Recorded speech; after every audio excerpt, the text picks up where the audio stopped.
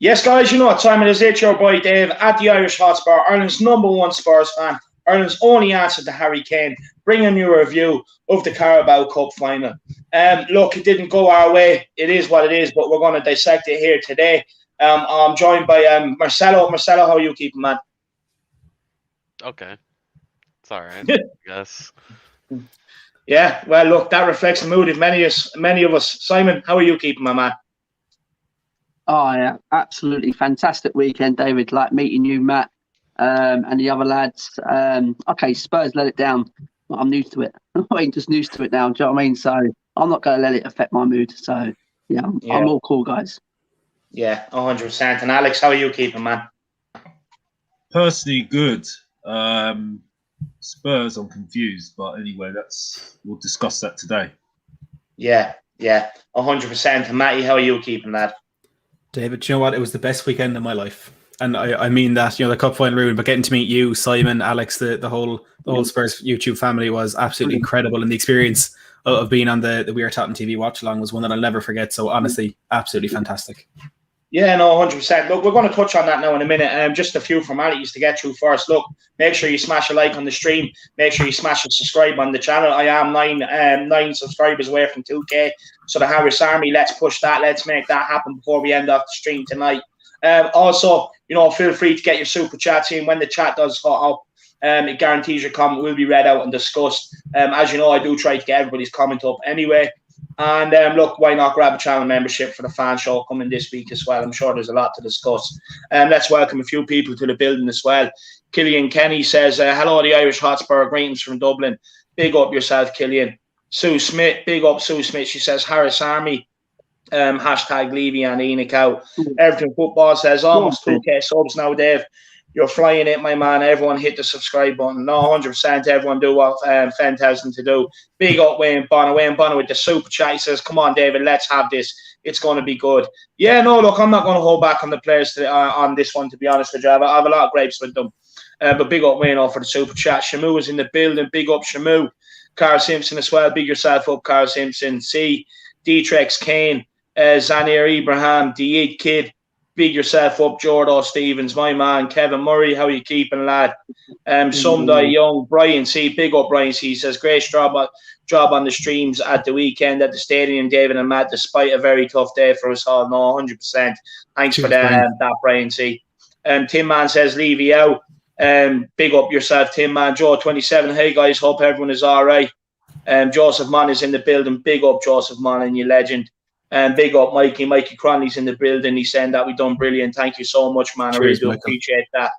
Hassan Sati, MD Council House. We have Brian Ireland from Tottenham away. Big up, Brian Ireland. We have Hassan. We have Wesley. Big yourself up, Wesley, as well, my man. Look, I suppose we'll just give everyone a little insight into the weekend, boys, that we had. I suppose that's what everyone wants to, hear about for our first couple of minutes. Big yourself up, Abby. Look, I want to say personally as well, actually, a big thank you to the We Are Tottenham TV guys for making it happen, for getting myself and Matt over there, for giving us a major part to play, hosting the watch along and bringing the community together, giving myself and Matt the chance, two boys from Ireland, to get over there, meet all the fellow YouTubers like Premier Hotspur TV, Simon here. We met Alex down at the stadium, met Chris Cowan, bumped into Chris Cowan down at the stadium. There was bobspur. There was many others. It's too many. We met Danny Kiriakou, Josh from Spurs the Bay, and there were Tottenham away guys there, Choi and Stelios. There was loads of people there, and honestly, it was a great day out. And one thing that was mad actually. So me and Matty walking around the stadium for ages beforehand. I didn't have the hat on, the magic hat, right? And then, isn't it true, Matty? I took out the hat, and next thing, then people started recognising us and all that. As soon as the hat went on, just the crowds were flocking. The crowds. No, it was insane. It was insane. But no, look, me and Matty, we got to see the stadium in all its glory, and then we got a little video at the stadium together as well. And then even the next day, down at Wembley when we met up for Juice Simon, we got 3 interviews down there with London Broadcast and Kiss Radio, and then we were on Sky Sports as well. So it was an amazing day out, lads, wasn't it? Oh, yeah. It was. You can't even describe it. what it was like that couple of days, and look, getting to experience it with you as well, David and Simon on the Sunday. It really was something special. I think it's a memory that won't fade anytime soon. And look, we do a lot of videos together. We talk Tottenham, we do this, we do that, but getting to meet up in person and have genuine conversations and actually experience a game like that together was something we won't forget anytime soon. Yeah, no, 100%. Absolutely, Simon, what did you think, man? Yeah, I was just thinking it was fun. I think it was great. I said we got down to the stadium early. We're having a little walk around, and we bumped into you two. And that's it. It was absolutely fantastic. I said we got a couple of interviews. We got on Sky Sports as well. Then we head down to the event, and we met the rest of them. And that made the day, guys, isn't it? Meeting the crowd, the singing, the atmosphere. Just wish like Daniel Levy, and the board see things like that, how much we care about this club. Do you know what I mean? That really fits to me. Do you know what I mean?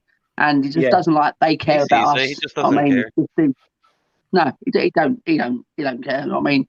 But the thing is, guys, we'll always still do it. We're always still there supporting this club. Do you know what I mean?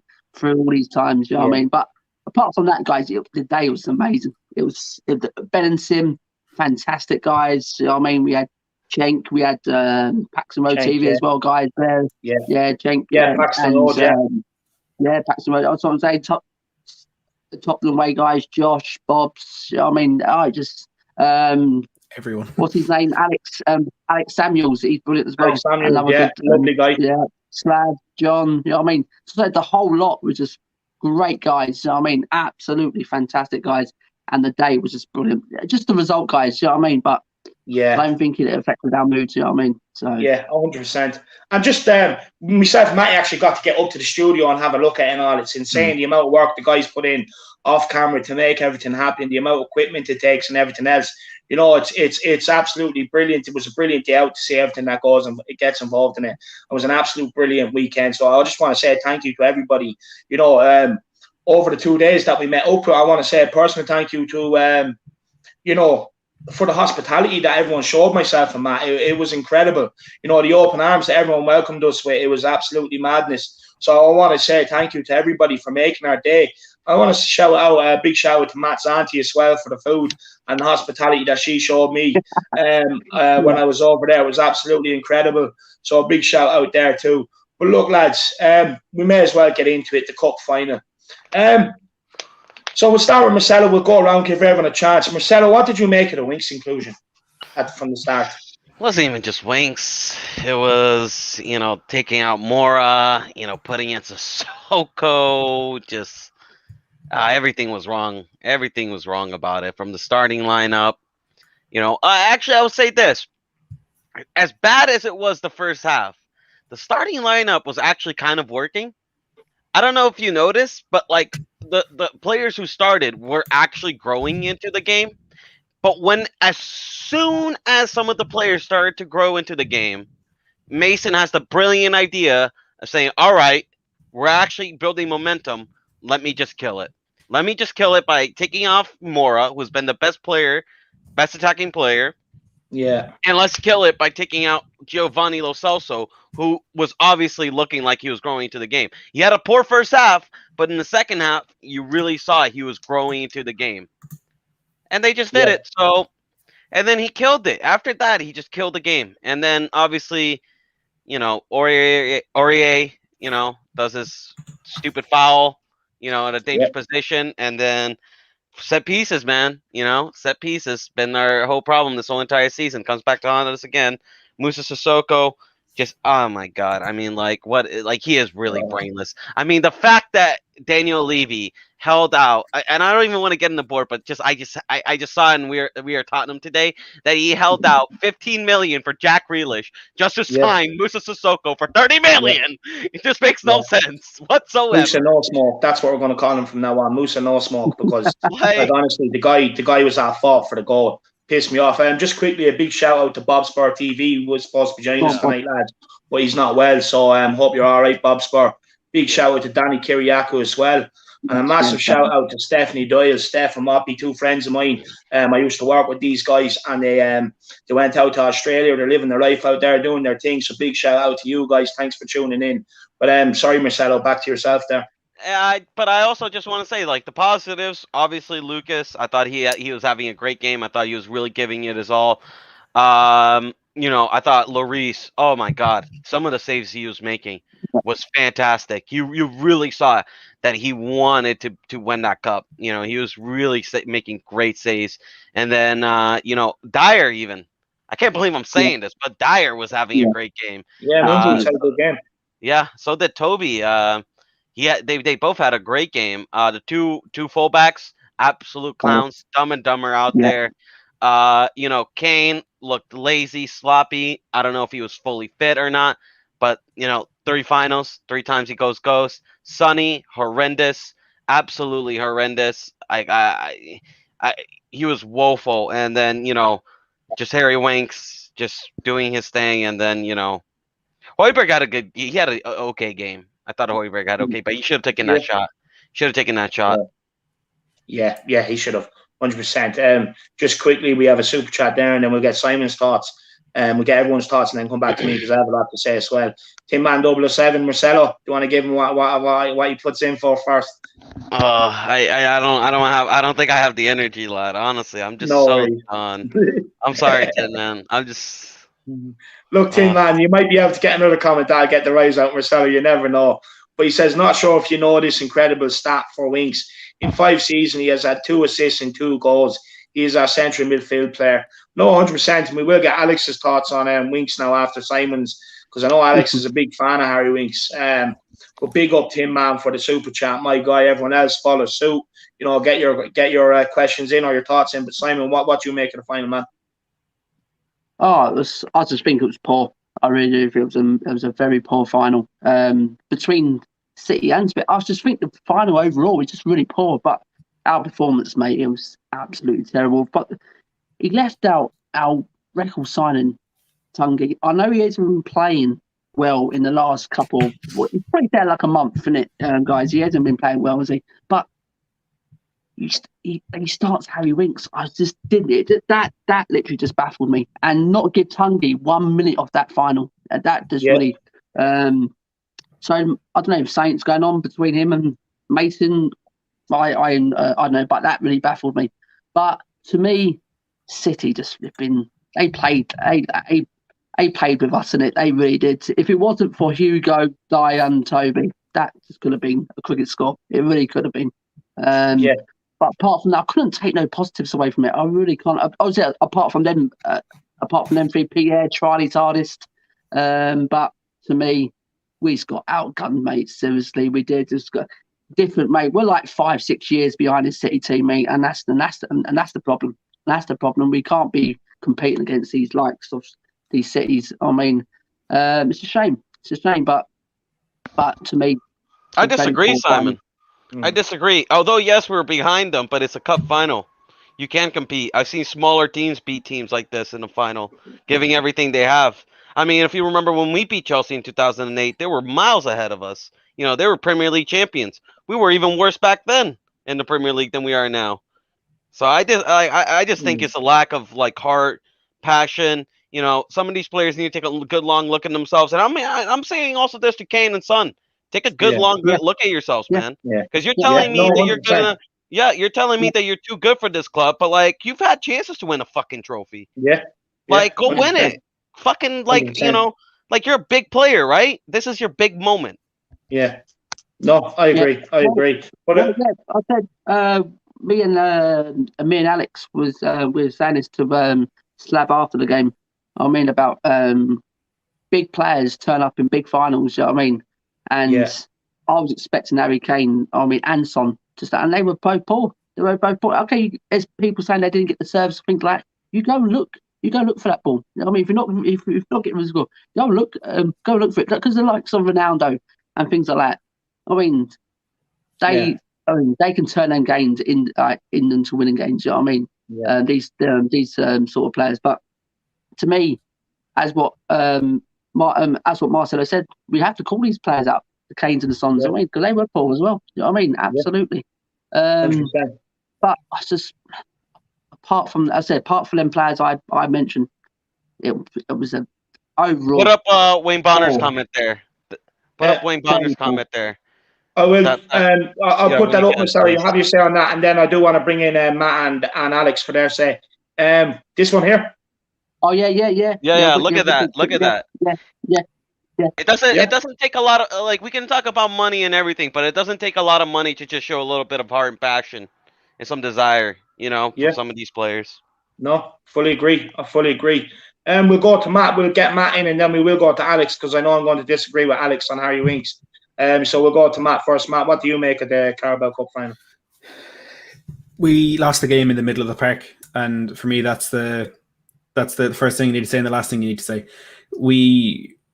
Some people are saying it was a 4-3-3 in possession. I don't think it was. I think it was a 4-2-3-1, and we were trying to play it out from the back at times. Other times we were going long, but I think for the most part, it was trying to play it out from the back. And I'm sure a lot of people at this point have seen Jamie Carragher's analysis of us in possession on Sky Sports on Monday Night Football. And as much as I don't like people giving out about Spurs, as much as I often disagree with Jamie Carragher, he hit the nail on the head. There were so many times when we had bypassed that press, but Harry Winks especially was just too reluctant to play that forward ball. And it's about risk taking. You can sit here and you can look at the passing stats of Harry Winks in that game, and I'm sure 90+% of his passes were successful, but a lot of them were back to the centre halves, back to the goalkeeper, and then we maybe lost the ball in the next phase of play. And that's what you'll never see in the stats. But he was too reluctant to play the ball forward. I thought Hojbjerg at times was anonymous. I think the way Carragher said it was he was hiding in the player's shadow. So Aurier will have the ball. Could have been Phil Foden standing in the way, and Hojbjerg was dropping in behind Phil Foden. He didn't want the ball, whether it was a confidence issue or whatever it was. It's just not good enough. I made the point in the watch long as well that Giovanni Lo Celso was just too advanced in possession, and there was a lot of space that he could have picked up to bypass that Man City press and get past them, where when the pass eventually came, he was running into the pass because he was just too high up, and then it's more difficult to control. And even then when he got the ball, if he did manage to control it, he's facing back towards his own centre halves and he has to play it back there again. And look, the action areas in the first half an hour of that game, I think, told the entire story. Even when we did have possession, we were in our own half. It was tactically. Look, I'm not going to sit here and blame Ryan Mason or say he should have won this game tactically, because at the end of the day, Guardiola's had nearly 700 games in management. That was Mason's second. I do not expect for a second that Mason would get the edge over Pep Guardiola at any point there whatsoever. But what you'd ask for then is fight from the players, a bit of desire, a bit of them taking the game by the scruff of the neck, them being the ones to actually make something happen. And Son, for me, it was his worst game in a Spurs jersey. Harry Kane was anonymous, didn't want to get on the ball. The same to midfield. Reguilon, he was good at times, he was awful other times. The whole thing went wrong. And then even at the start of the second half, when things started to go well, Lucas was picking up the ball from deep and driving towards that City midfield, driving past them. I think Fernandinho and Laporte had picked up yellow cards. Lo Celso had started the second half a lot better, and he took the two of them off. And there are reports from the Daily Telegraph that part of the reason why Jose and Daniel Levy fell out is that Jose wanted Winks and Ali to be gone, whereas Levy wanted them to get into the team to put him in the shop window and then maybe get a higher fee. And it's no surprise that Winks started this game and then Dele Alli came off the bench. I thought from first minute to last, everything was wrong from Levy, from Mason, from the players on the pitch. The fact that it took 81 minutes for City to score and the fact that we only lost 1-0, honestly, is an absolute miracle. But I think yesterday or Sunday showed everything that is wrong with this football club at the moment. Yeah, 100%. I couldn't disagree with anything you said there, Matt. Just a quick shout out, big up Will Stroke for tuning in, my man. Provided the thumbnail for this stream, big yourself up. But no, Matt, I fully agree with everything you have to say there. At the end of the day, it is a cup final today to be trying to put Harry Winks and Dele Alli in the shop window. Why not come down and manage the fucking team yourself? It's an absolute joke. Look, Matt, we were saying it all stream. Something has to change in the midfield, and, Mason went and done a brain dead substitution, but I'll be getting on to that. But, Alex, what did you make of Winks' inclusion from the very start? Because I know you're a big fan of Harry. To answer your question, I don't think Winks was the worst player on the pitch. I don't think we lost the game because of Harry Winks. Is that because he didn't get involved attackingly or defensively? What I do think is that I think it's absolutely ridiculous that any Spurs fan, because I heard Simon's fan cam, I thought it was an absolute joke. Why are you blaming Mason, saying that Mason shouldn't take the job? I mean, for goodness sake, he was offered the job. He's going to take it. I mean, you blame the person that sacked the manager week before the cup final. It's ridiculous, absolutely ridiculous. It's a ridiculous comment, and I don't think anybody can make a judgment on Mason, who's offered the job and given no chance, and he's going to take the job. And that's just down to bad management from Daniel leaving the whole management team. So that's it. I don't think you can really analyse this game because you're analysing somebody who's just given something. He's trying to get an identity out of the team because Tottenham completely lost their identity. I think the team was trying to keep possession and trying to press. It didn't work. Kane wasn't fit, but what I heard from Tottenham fans is that we need to play Kane because Kane's our best striker, but he's not fit. So we're doing the same thing that we did in the cup in the Champions League final. So that was pretty pointless, wasn't it? So, I mean, to be honest with you, it's a whole mess. But how was Harry Winks' performance? That was the question. Well, as I said, I've just answered your question. I don't think he was the worst man. No, you went around it. How was his I didn't say performance? It was poor. It was pathetic. It's the cup final, man. The guy doesn't pass. He doesn't go forward. How can you defend I've just asked you a question. No, just go straight Harry Winks wasn't the worst player on the pitch. We're finished as a club, man. We're finished as a club. Just quickly, I do want to give Simon a chance to respond to what you were saying there. Was it his fan cam you were talking about? Simon, you want to respond to him? Alex, actually, just go back on what I said. Go on, because you actually broke up. Go on. No, I'm not having a go at you because it's your opinion. But what I'm trying to say is that when someone says, and you're not the only person that said this, but it's ridiculous that you're saying Mason shouldn't take the job when he's been offered. No, Alex, stop there. I did not say Mason should not have taken the job. I said Mason has got a voice. He doesn't have to play Winks. I said because he's his little mate, he played Winks from the start because he's little mate. Yeah. Mate, you said it. I've got it on tape. You said don't need to take the job. I did not say he should not take the job. So go and watch that video again, Alex. I take the job. But Alex, you're going around the question again. Judge the performance. I just answered your question. No. You gotta judge the performance. No, you didn't. No, you didn't. You just went around the questions. He asked. Alex, what did Winks? What did Winks do? Like he done nothing defensively and he done nothing going forward. He didn't actually do anything for anyone to critique him on. I don't think he was that bad. I think the whole team was unfortunately wasn't very good at all. So I don't think you can just blame Harry Winks. I think Harry Winks is. I think Harry Winks is targeted because people think he's not a very good player. Don't really like him. Don't see what they offer to the team, what he offers to the team. Okay, then explain. Hold on. I understand why. Just quickly, guys, get your super chats in. Go on. Then explain to me what did Winks do that was good in that game. Please give me a couple highlights that tell me that he wasn't that bad in that game. You're talking about a game. You're talking about a game, right, where you've got a rookie manager, right, that is not given any chance at all. He's gone with the team that he's No. We're not talking about Ryan Mason. We didn't lose the game. We did not lose the game because of Harry Winks. Yes, so I'm sorry. I don't care what you're saying. Sport, but talk about his performance. That's all we're asking. His performance is okay. He wasn't the lowest. What was okay about it? What was okay about it? Just tell me. What?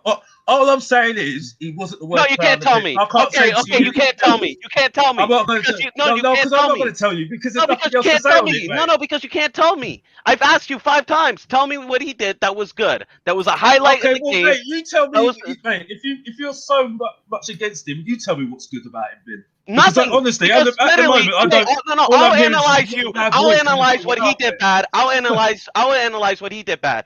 His movement off the ball was poor. He hide behind players all the time. His passing, no forward passing, always sideways, back, safe passing. He didn't take a single person on. He didn't even he barely put any tackles. Half of it was poor sliding tackles. He was out of position so many times.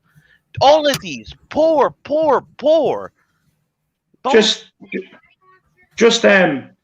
look, for me on Harry Winks, I don't understand the inclusion. I think, people got gassed up over a 3-minute passing move against Southampton, and all of a sudden he's good enough to start a Carabao Cup final when he's barely played all season, and when he has, he's done the same thing, absolutely nothing. Like, people can sit in here and keep defending him all they want and say, oh, well, you don't see what he offers to the team. Honestly, I don't know how many more times we have to give him an opportunity to try and see what he offers to the team, for him to show what he offers to the team. And he offers absolutely nothing. Look, the only way you can't blame him is probably because, he was thrown in. The manager picked him at the end of the day. This guy, hang on, Alex. Right, this guy is supposedly Spurs through and through. He gives it all for the badge, right? He didn't make any challenges. He was always out of position. And when he got on the ball, he done absolutely jack shit with it. He done nothing to even get a match rating. Look, but he wasn't the only one. He was not the only one. But David, sorry, can I just interject though, please? I'm sorry to interrupt you, but what I'm trying to say is, okay, we're just targeting one player here. He wasn't the worst player on the pitch. The reason we lost the game wasn't because of him. It was because of a set piece. So that's it. So he puts Sissoko on to try and nullify. Alex, we're not saying he's the entire. We're not saying he's the entirely fault for this whole game. Hang on, Alex. You're picking it up wrong. No. I'm going to interject here. Like you did. So you're picking it up wrong. Okay. I'm not saying he's at fault for the whole game. In this segment right now, we're talking about Harry Winks. So we're going to talk about Harry Winks, and then we'll talk about other things after that. But we are talking about Harry Winks. So I'm just going to say, look, he done absolutely nothing. He added nothing. I don't see the point of going on about Harry Winks, to be honest with you, mate. I've got to be honest. I've got no idea why we're going on about Harry Winks, because at the end of the day, the reason why we lost this game. No. But the reason why we lost this game. He's the reason why we're in this position. No, let me carry on first before you. Then you can make your point, Masilo. My point I'm making is that you're making the point that Harry Winks is not a great player. Well, he has a job in the team, okay. And what you're looking at the whole picture. Did we lose the game because of Harry Winks? No, we didn't lose the game. Can I argue that point? Can you argue that if Ndombele played, would it have been better? You don't know. Yes. I don't. I don't think you can come with it. To be honest with you. Matty said he wanted to come in and argue that, so we'll let Matty argue that, and then I have two super chats I need to get to. I would argue that Harry Winks was a big part of why we lost that game. Yes, the goal that was scored was not his fault. There's nothing he could do. However, we went into that game with a game plan, and that plan was to pass the ball out from the back and bypass Manchester City's press through the middle, because City love to kind of spread teams wide and then force them back in the middle, and when they have Rodri, Fernandinho there to get the ball back off them. There were so many times that Harry Winks got the ball in the middle of the park and had the opportunity to pass the ball forward, be it into the feet of Harry Kane out wide to Lucas and Son, or even in alongside him to Aurier and Giovanni Lo Celso. But he was too afraid to make that risky pass, and so often, if you saw Jamie Carragher's analysis, was turning back and giving the ball back. Therefore, immediately, that outlet that we had, playing the ball through the midfield and back into the feet of the front men, Harry Winks wasn't good enough to do it. That was his job in the team. Now, why I'd say Ndombele was good to do that is because he is the most press-resistant footballer I have seen in Tottenham Hotspur, barring Moussa Dembele. Ndombele can get the ball, he can chip a pass into the feet of Kane, he can spread it out wide to the fullbacks, out wide to Lucas or Son, or he can take a man on and beat him. Harry Winks, the job he was given was to help Spurs beat the Manchester City press. And the reason the only shot on target we had was Lo Celso's shot 5 minutes into the second half was because at no point in that game did we beat Manchester City's press. And the chief player to get that done is your central midfielder that's coming deep to pick up possession. That was Harry Winks, and he couldn't do it. If that had been Ndombele, he would have done it. Yeah. Okay. Well, let me just come back to that because can I just come back to that? Let me just come back to that, David. Yeah, just quickly because I have 3 super chats I need to get in there, Alex. Okay, go on then. So look, Tim Man 007 says, Alex, tell me what Winks has done in the past 5 seasons. Tell me what he offers Tottenham. He is a fraud. Just answer that quickly, and then I have 2 more to get to. Well, I think that's a pointless question. No disrespect to your super chat. No, answer the question. Because what I'm looking at here, going forwards at the moment, because I'm not looking at what past seasons at the moment. We're looking forward here. Okay, Harry Winks, his job is to pass it forward. Yes, he is. But if no one's moving up front, how is he going to pass it? Because that's the problem sometimes in Tottenham. They don't move. So I'm sorry, I don't think you can blame Harry Winks, and I think it's not the right thing to go down. Is start off saying, oh, let's talk about Harry Winks. What does Harry Winks offer? Well, to be honest with you, it's not Harry Winks is the problem here. Even if you have a superstar in your team, even if you have this superstar in your team like Sabitzer, like everybody goes on about Sabitzer, like he's the best thing since sliced bread, because I've heard lots of Tottenham fans going about Sabitzer, right? he's not going to still do well if a team's still not working as a team. So as far as I'm concerned, I don't really care what people think at the end of the day. And again, next, I'm looking at this super chat here from Will. It says Harry Winks is, to be honest, is 18 slightly sideways. I mean, honestly, I mean, if you think that, I mean, it's another agenda against Harry Winks. I honestly don't understand. It's not. It's really not. He doesn't start. He doesn't start. He doesn't pass. I think it's just an absolute joke. But he doesn't start. He doesn't start. Just quickly, lads, before we let Marcelo in. So Will Stewart's super chats here says Harry Winks, to be honest, wouldn't start in 18 of the 12 sides in the EPL. Sheffield United and maybe West Brom Albion. That is a fair point, Will, and I'd probably go along with that. Man, we talk about Sissoko being shit. We talk about Sissoko being shit on the ball. Yeah, he has more assists than Harry Winks. For fuck's sake.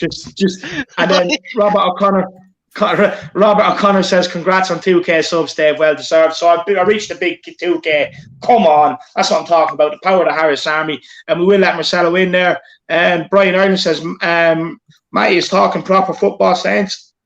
Cheers, Brian. And then, yeah, absolutely. Before we let Marcelo in, there's one. What's the story says? You can't win a match without a midfield. 4 midfielders are second rate, not Premiership standard. That includes Ndombele, a second rate French imposter, as slow as Biden. Let me ask you this. Alex. So yeah, hold on a second. So Harry Winks hasn't been putting up the performance for the past 5 seasons. You're talking about the future. So you're telling me, honestly, and please answer this. Did you want Harry Winks to be part of the future of Spurs as a starting player over guys that we could possibly get, like Sabatar or maybe Basuma, or if maybe somehow we get Florian Nehus, you would start him and choose him for our future than those guys? Or Ndombele. I never said that. No, but you did say that. You said let's look to the future. You said let's look to the future. You said I don't care about the past. Let's look into the future. No. You did. You said let's not look to the past. I didn't say that. Okay, so you're just saying things to fill your argument. Because when we bring up the past, because when we bring up the past, you're saying listen, man, I'm really sick and tired of hearing this from our fan base. We mentioned the past, and then you said, I don't want to hear about the last 5 seasons. I want to talk about the future. That's what you said. Everybody here heard it. That's what you said. So you're telling me Harry Winks is part of Tottenham's future? Probably. I don't know how it's going to go. You haven't even got a manager to decide that at the moment. So how can you make that decision at the moment? I don't think he's got a future, possibly, no, but that depends on what the manager we've got. So what else can I say? Just quick super chat here from Danny Kiriaki, who says, my grandma at home on MDMA did more than Winks did that game. Would be an honour to have a lovely chat with Alex. Completely agree with Matt and Will. Look, 100%, Danny, I'll definitely arrange that. I think that's pretty disrespectful to a player, man, to be honest with you. So, Alex, I've actually gone to the point, right? If they can't respect the badge and respect our fans' wishes to win trophies and give it the Royal Cup final day, I couldn't give a shit about being disrespectful to these players, okay? Harry Winks, I don't. How long has he been here? I think I've seen 2 goals, 2 assists from the fucker all the time, since he's over his first career. Right? He does nothing. He's a little girl. He can't tackle. He's afraid to tackle. He's always out of position. Right? He's always passing responsibility. Instead of coming to a player and creating angles and demanding a pass, what he does is this little jog right towards a player, pretending he's looking for the ball, or else he hides in behind the player, pretends he's looking for the ball, and he does nothing going forward. Winks is dead fish. But we're going to move on from Harry Winks now. We're going to move on to, look, what I thought actually cost us the game was Mason's inexperience. And that was taken off Lucas and Lo Celso. Look, people were arguing, okay, Lo Celso may have been poor first half. But one thing I will say is at least he was involved. At least he was trying to get involved. At least he was on the ball to lose it.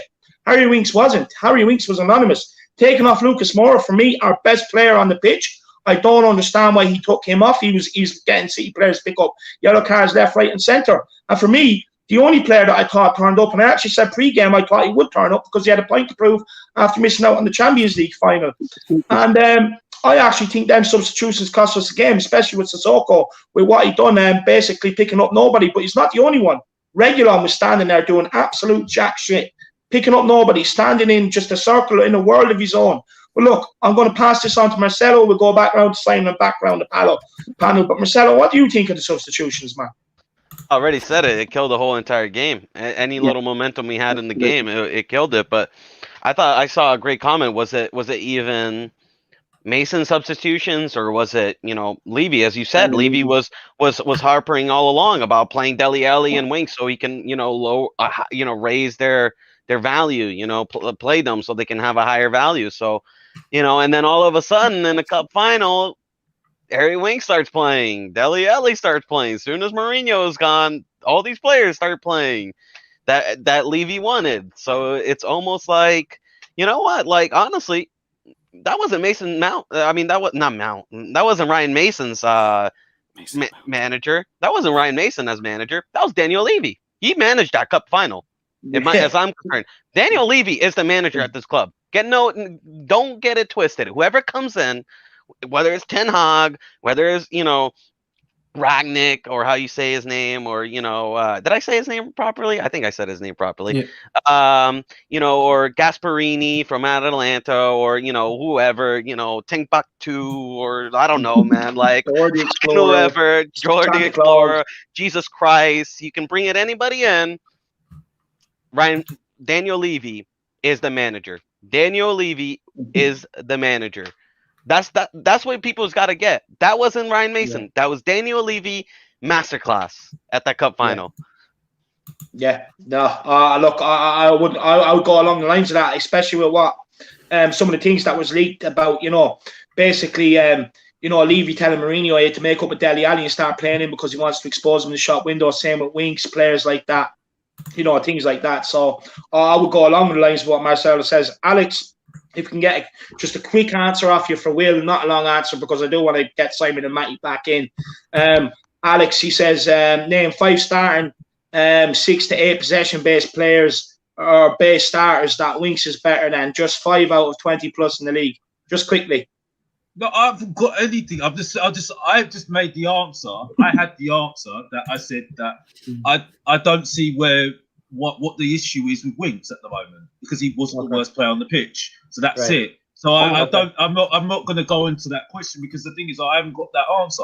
So if he wants to play FIFA and find those answers out, that's great for him, mate. You know what I mean? So that's it. You don't have to slag him off just because he knows about a lot about football. You don't have to try to slag him off. Like I wasn't slagging him off. No. I'll defend my boy Bill because he does his research. He doesn't just go on and say Winks is a great player and all that stuff. Don't slag him off. Mate, you just going back this question a little bit, mate. So I don't know what you're talking about, mate. Big up Will Stewart, THFC rants for the Super Chat. Great channel, everybody. Get over, check him out. He's making waves in the Spurs fan base. He's absolutely smashing it. And then quickly, Dtrex came before we pass it on to Simon. Harry Winks is this type of guy that will go sideways in bed with his wife, not going straight, if you know what I mean. I know exactly what you mean, Dtrex. Big up, my man. By the way, Dtrex, I thought you were changing your name to Jurex Kane just for me, because I love him that much, man. But big yourself up, my brother. Everyone else, look, the chat is flying. I'm struggling to keep up. Do get your super chats in, but I am going to just keep trying to get people's comments up. But Simon, take it away. What do you make on the substitutions? Yeah, that's when the inexperience of Mason come into play there, because at that point before them stuff, we was in the game still. You know what I mean? Okay, we wasn't playing great, but it was 0-0. It was perfectly poised, and we could have, if we had just done a tactical sub, and gone for the game. It was a cup final, and to me, you never know. We could have gone. We could have won that. I just think we lost all our attack intent when we took them two off. When he brings Sissoko on, because he done absolutely fuck all. We said Winks done fuck all. This guy absolutely was. I think he was on par with Winks. He was absolutely terrible, even for the goal. He didn't even jump. Didn't even fucking jump for the ball. Do you know what I mean? He's a professional footballer, this guy. And I just think it was the inexperience of Mason.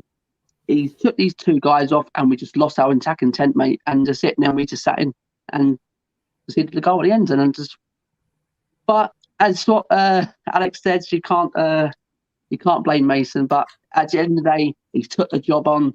If he has to be called out for his decisions, we can call him out, because he's taken the job on. Doesn't matter if he's been there 1-2 days. He's taken the job on, and he actually flipping deserves to be called out. for decent subs. So me personally. Yeah, no, look, at the end of the day, he's the man in charge. If every fan base can sit down and see why Winks and that was nowhere near the squad in the first place, why all of a sudden would you just launch him in on Cup final day? So, look, although Mason's not obviously in the bigger picture, not to be held responsible, you know, the substitutions were made and the inexperience showed. But look, just quickly, we have 229 people watching. Make sure you smash a like on the stream, subscribe on the channel. Next push for 5K is on. I want 5K before the end of the season. I think it's achievable. The Irish Hotspur can definitely achieve anything. You know, also get your super chats in and also grab a channel membership. But Matty, let's pass this on to you. Look, we were calling for substitutions all game in the midfield, but when we seen the board number just on the players running off, we couldn't believe it, could we? I still don't believe it, to be honest. And look, I said it on the day, Ryan Mason may have got the decisions wrong, but you can't blame him for it because it's such a big occasion. It's, you know, his second game in management. It's a Carabao Cup final against who I think is the best team in the world, some of the best players in the world against the best manager in the world. Losing that game is not embarrassing. Losing that game is not shameful. But the way in which we did it, I think, is, and part of that comes down to the subs that Ryan Mason made. And Lucas Moura coming off, I think, is probably the worst substitution I've seen from Spurs this season. Moura was on the pitch for 67.5 minutes and he won 4 fouls. There was no other player in the Spurs team that won more than 1. And we're talking about how we struggled to get out from the back in terms of the passing through the middle and all of that. But what did help us get out through the back was Lucas Moura dropping a bit deep, picking up the ball, running beyond the Manchester City centre midfielders and getting a foul. Because then we can take a breather for 10, 20 seconds. We can get our foot in the ball higher up the pitch. City are forced back naturally by us having a free kick high up the pitch. And that was when we got the most for relief. That was the most reprieve we got in that first half, is when Lucas did get that. Now, the end result from those free kicks were absolutely woeful because we were terrible. But Lucas was the main reason that we weren't under the cosh for 45 minutes straight in that first half. He drew a yellow card, we thought, from Laporte. I think he did get the second one from Laporte then as well. And the fact that he came off, it continues to baffle me, really.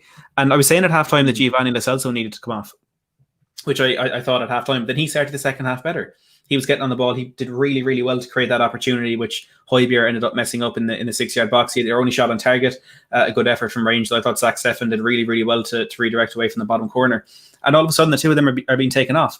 And the only real reasoning I can think of that is either they were predetermined subs that Ryan Mason had decided to make, whether it was at halftime or before the game, to try and sway the game in a certain direction. Because I did say at the beginning of the game that maybe it was a ploy from Mason to start the game slowly, allow City to kind of control it, and then when they begin to tire out, then really, really go back at them. So maybe there were predetermined subs like that. Maybe it was Daniel Levy making those decisions, which wouldn't really surprise anybody. But whatever the reasoning was, if it was a predetermined sub, for example, it had to be changed. So what? You decided that, but look, they're the two best players in the pitch. They're the two players that have given us the only sort of a chance to actually go out and get something in this. And yeah, it was Mason's inexperience and a whole lot more. But what kind of concerns me with that is, even if it is his inexperience in management, he's not inexperienced when it comes to football.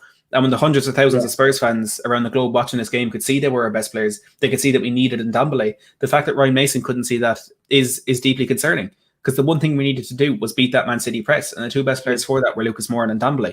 And he took one of them off and never brought the other on. There's a lot of questions that need to be asked, and I think we'll struggle to find an answer.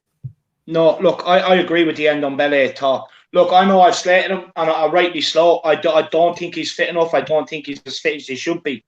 But one thing he could have done there against City was he could have picked up the ball and bet 2 or 3 players. It was crying out for, like, if Lucas Moura was paving the way, showing us what we needed to do.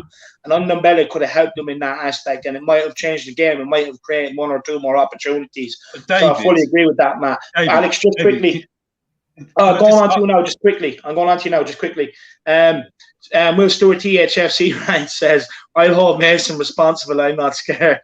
Big up, Will, absolutely love it. And Spurs debate, just quickly. Sissoko and Aurier may have been fasting.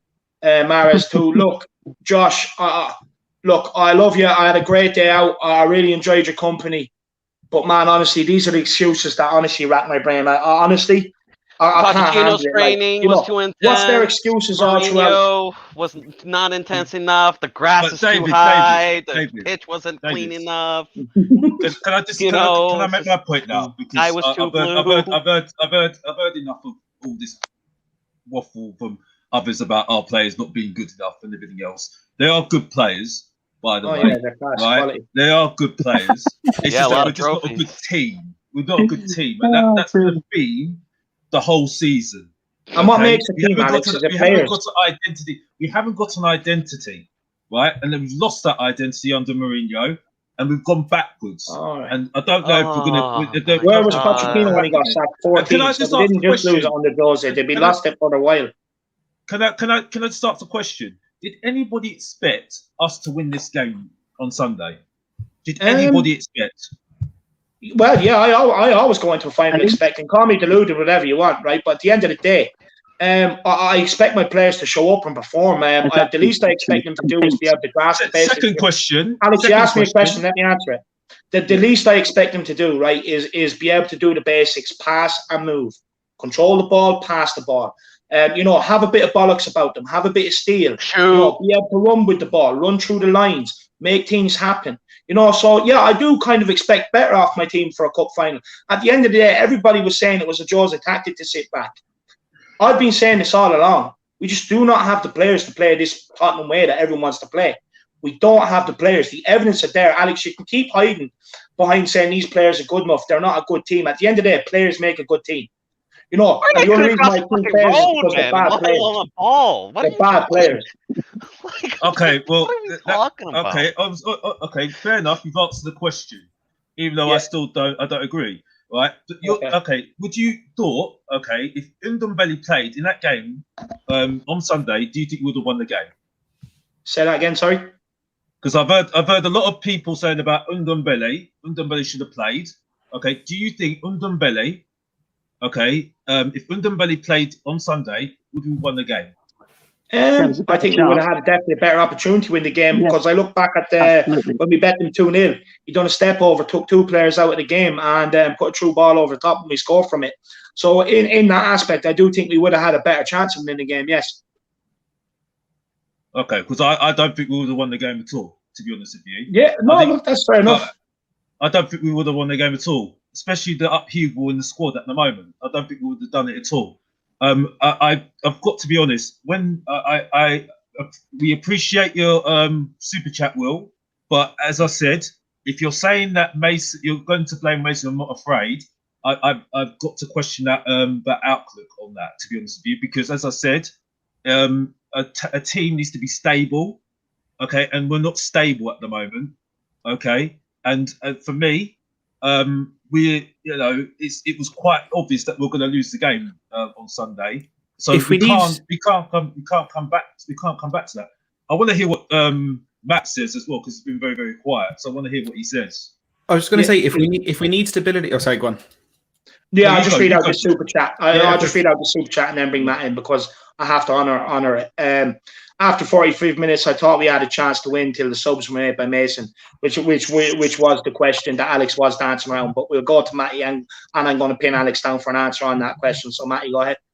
Just Alex, you were saying there with all the upheaval in the squad and all this and the fact that we need stability in there, was Mason's decision to bring Winks in instead of Ndombele not adding to that upheaval and adding to the instability? Because Ndombele is a mainstay in that team, whereas Winks started one in our previous 15 Premier League games. So making that decision, was that not Mason adding to that instability?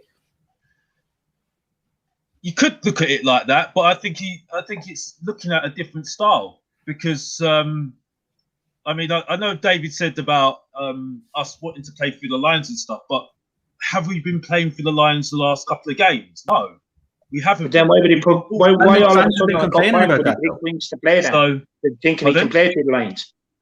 Well, he obviously thinks that and he believes in that sort of way. So I can't really. You just answered your own question because you just said, "Well, we haven't played like that in the last few games." So all of a sudden, why would we expect him to do it? But then he picked the players to try and do that. So why would he do it?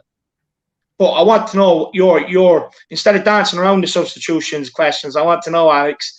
I want to know what do you make of Ryan Mason's inexperience and making the substitutions he made, taking two players out the game, whether you like to believe it or not, were affecting the game to bring on two players that had zero effect on the game. In fact, one player who had a minus, absolute atrocious time on the game. I see his idea of what he was trying to do. What do you think he was trying to do? The midfield. I do see his idea. I do see everybody else's criticism of the substitutions. But I do see his idea of what he was trying to do and trying to get control of that midfield, because we were getting absolutely dominated. I can see what he was trying to do with Sissoko. But I understand that you would rather have somebody that comes on like a Bergwijn or a or a Ali or something like that to try and attack them. I understand where you're coming from. I understand that you want to see more attacking players on the pitch. I didn't understand the Gareth Bale substitution. I've got to be honest.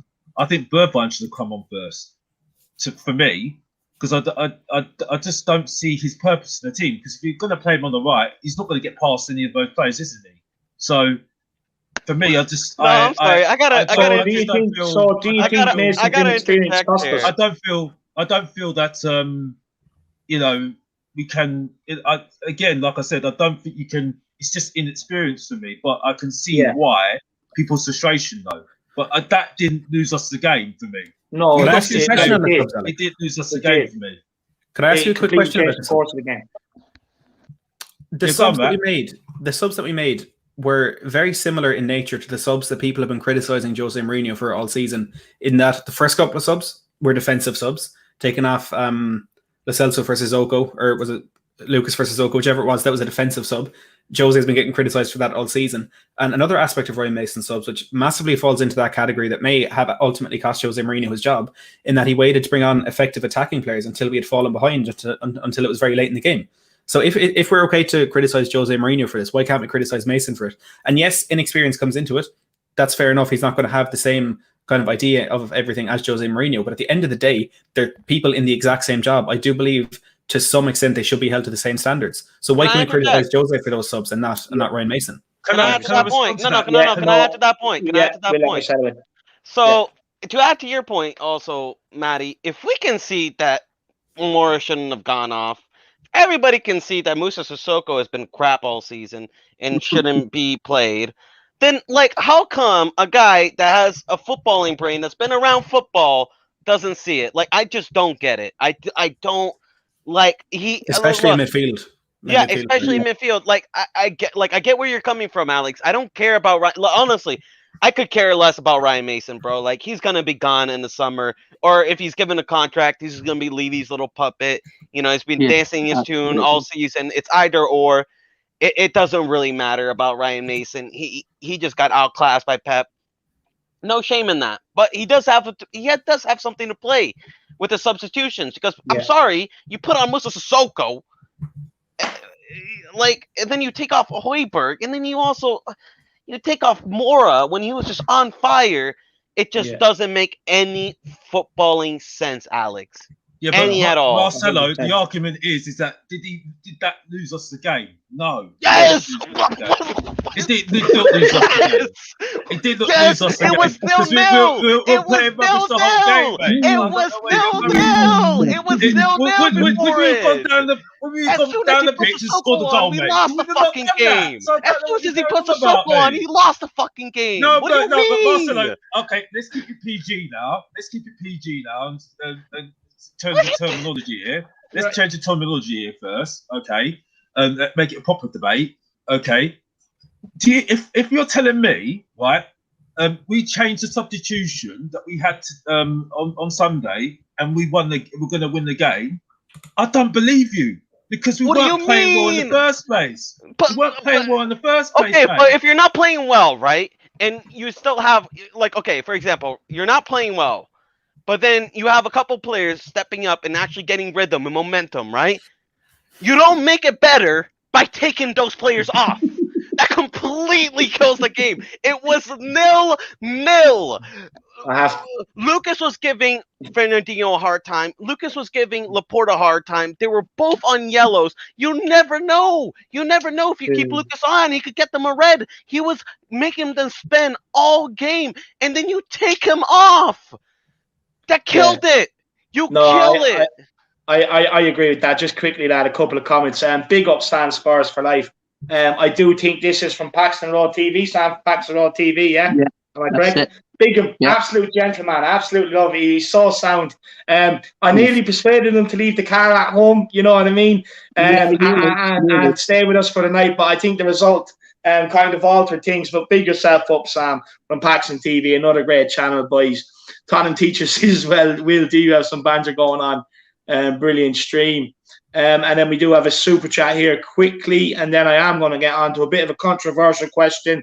Timman007 says the problem with this fan base is we have fans like Alex who are the most undemanding and accept mediocre. Would love to know your views on the board. We will get Alex's views on the board just in a little bit, Tim Man. Love the question though, so I'll write that one down just so we can get that for you before we do end off. Alex's views on board written down there, my man. Anyone else, that wants to get their super chats in, feel free, get them in. It's a great way to show support for the channel.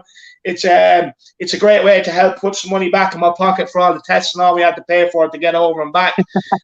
You know what I mean? And when the chat is flying like it is, we've 256 people watching. You know what I mean? So make sure you do smash a like and a subscribe on the channel as well.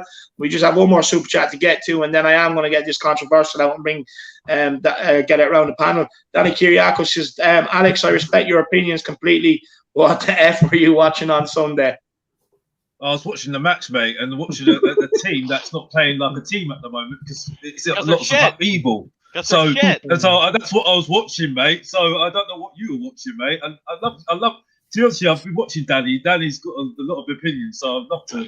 We'll get them on for you at some stage, Alex. I will. But look, moving on.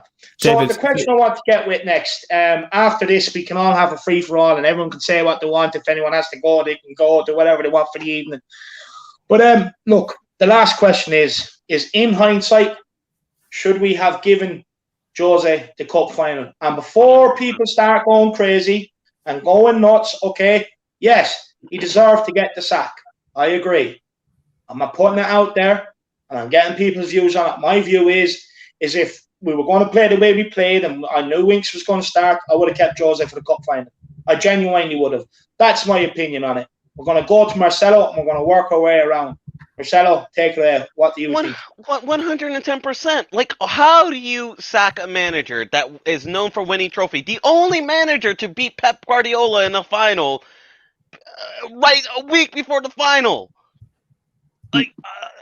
Like, what is this board doing, man? It's almost like they're allergic to trophies. Honestly, I think they are. I think, like, Levy, as soon as, like, we're close to winning a trophy, he presses the panic button and tries to undo it. Like, honestly, man. Like, look, I wanted Mourinho out. I think he should have been sacked after the summer. But not right there and then. We have nothing to gain by sacking Mourinho a week before the final. And I've always said this. Even when I said Mourinho out, I always told you, David, Mourinho out, but at the end of the season. There is nothing to gain by sacking him midweek. There's nothing. It's just I don't get it. I don't get it. And you know what? Don't need to block James A. He's just my biggest fan. You know, I mean, I saw his comment. You're my biggest fan. I love it. Thank you for the support. Make sure to drop a like at the Irish Hotspur. But it's just there's nothing to gain. Nothing to gain, man. Like, I can't believe it. Yeah. No, look, I agree. Simon, what's your opinion, my man? Yeah, absolutely. I actually agree. He should have given till the end of the season. David, you would know. I wanted Jose for next season, but that was just my opinion. Yeah. That was just my opinion. You know what I mean? Yeah. But sacking him 6 days before final. What is going on, this guy? But I don't know if you guys. I don't know. I've heard that there was a clause in his contract that if he did win the final, an extra £10 million the club had to pay. I don't know if that's true, Matt, or David, or myself. Little boiled egg, isn't he, Levy? Anything to save, a few pounds over a trophy, like it says here on the screen. Sorry, quickly, Simon, like it says here on the screen. They'd rather sell us a Carabao Cup finalist mug for £8 to the fans, okay, rather than provide us the tools and the players to actually go and win the Carabao Cup. But sorry, Simon, go on. Yeah, as I said there, so I don't know if that's true, guys. I don't know if that's true, but that's what I've been told. But if it's true, that's just Daniel Levy all over it. Absolutely, it's Phility.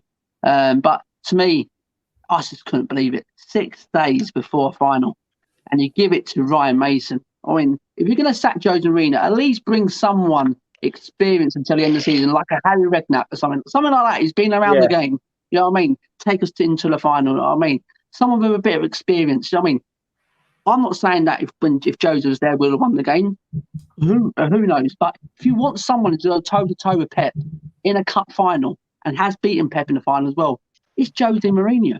You know what I mean? And that would just literally, it's just, I don't know what Daniel. Allergic to trophies, allergies. He's allergic to it. It must be. Yeah. It must be absolutely. But seriously, I'm lost. I'm lost. I actually lost with it. Seriously. Dave, yeah. No. I just wanted.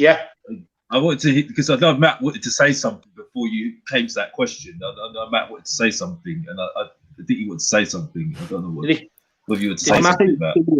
I was just going to say, look, it's just as I commented in there a while ago asking if me and you, David, got fined for going to England. I just wanted to say we abided by every single rule in place. We were in contact with the Department of Foreign Affairs and the embassy of both countries before we left. We took PCR tests before we left, and when we were in England, we abided by all coronavirus guidelines and rules, and everything that was put in place. We followed, and we cleared it with both countries, and it was work related as well. So I just wanted to put that out there as well. We did everything in the rule book. Yeah, 100%. But look, people like that, they're just killjoys. They can't accept that, some people have created platforms for themselves, created opportunities for themselves, and been given a job to do, Matty. You know what I mean? So they just want to try and be, just dicks about it, to be honest with you, because maybe they're a bit jealous. But yeah, just like Matty said, we abided by absolutely everything. So not that it's any of your concern anyway. So, look, if you don't like it, you don't have to watch the channel. Just bug off, don't be a killjoy. Dave, can I just say something? We saw each other on Saturday, and it made my day. It made my day seeing you in real person, Matt. It's a pleasure. I'm sorry that I disappointed you. I didn't subscribe to your channel, mate. I wasn't trying to. It's not for everybody. It's not for everybody. Because I was just like, I need a life. You know what I mean? Because watch every Spurs content. I won't have a life. But it was a pleasure seeing you, Chris Cowling, and Matt.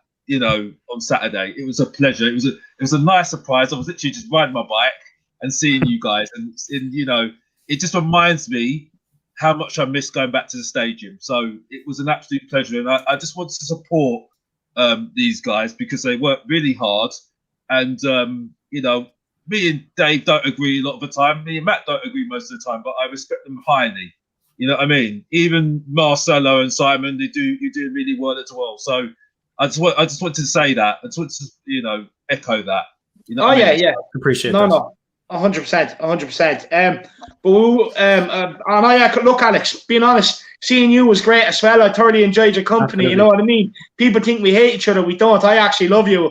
You know what I mean? I think your smile is infectious. I think it's great. Even though I do think you're delusional, you think I'm delusional, we do actually like each other. So I'm just going to let people know that. But we will go back to Matty on what he thinks. Should we have kept Mourinho for this final, Matty? Do you think in hindsight it was a bad decision sacking him before the final? Not in hindsight. I said on Monday it was a bad decision to sack him 6 days before a final. Yeah. And the best way I can describe it is never have I wanted something to happen so much and then be so gutted when it did happen. It was completely bizarre. And Simon made a great point there. There could have been a clause in the contract about the League Cup final, which wouldn't surprise me. A friend at work, another Spurs fan, also made the point to me that there was a £30 million a clause in that contract that we'd have to pay him 30 million if we sacked him if he qualified for Champions League. And people are trying to figure out why the decision came 11 hours after the announcement of the European Super League. And my friend at work made the point that because we were in the Super League, we wouldn't have been in the Champions League. Even though we technically could still have qualified via the Premier League, we wouldn't have been allowed into it because of the European Super League. So because of that 48 hours, maybe that's the only window that Levy could have sacked him in to guarantee he didn't have to pay that 30 million pounds. But again, it all comes down to money for Daniel Levy. Every single decision. I'm sorry, Levy literally tried to kill football just so he can save 10 million quid. It's the most Levy thing. Yeah. But look, it was a shocking decision. I said it straight after the game yesterday. Would we have won this with Jose Mourinho? And I understand the frustration around that question because look, he's not at the club anymore. But look, it's our job to analyse well, it's something we want to become our job to analyze these things. And I do think it's an entirely relevant question. And we talk about Jose and his negative football and parking the bus, having all these players behind the ball. We saw with our own eyes yesterday, Ryan Mason screaming at the players to get forward, urging them, ushering them forward, and they were still playing defensively. And then you have to ask the question, well, was Jose Mourinho telling the truth? Now, I'm not going to sit here and say Jose deserved to keep his job, because I was one of those advocating for his dismissal, and I do, in the general sense, support his job being taken from him, but not then. Not when we have a cup final on the line. Given the cup final, even if we won on Sunday, sack him on Monday. He's the only ever manager to beat Pep Guardiola in a cup final. He's the best man, maybe excluding Guardiola, the best man over a 90-minute game in knockout football in a cup final. He had to stay just for another week. Yeah, 100%. Mr. K says, Matty, don't worry, we love you too. You helped create at least 5 other channels for Spurs. Yeah, one of them being mine, by the way. Just to let everybody know, everybody doesn't know. Stefan Blois, or Blois, if he's French. Unpopular opinion here, but Højbjerg has solved the problem by being that DM we needed. We created a new one because he's too slow off the ball. What do you think on that, Matty? Yeah, that's a good point. I often use the analogy that the only way we've replaced Moussa Dembele is by bringing in Højbjerg and Ndombele, because Højbjerg is the defensive side of Moussa Dembele and Tanguy Ndombele is the attacking side of him. And look, even talking with some of the lads on Sunday, they were saying maybe Højbjerg isn't as good as we thought he was, and his inability in possession, I suppose, does play a part in that. And like I was saying earlier, he was kind of dropping in the shadows of the City press to avoid needing to pick up the ball in deeper positions. So a very good point there from Stefan, and definitely one that I think we will hear a bit more from in the coming games. I'll interject. I think, Stefan, sorry. Go on. I think what he needs is what Højbjerg reminds me of is a guy that's a tank in the midfield that is willing to put his body on the line and make tackles. He's not the most gifted player on the ball, but that was kind of like what Wijnaldum was, kind of just a tank in that midfield.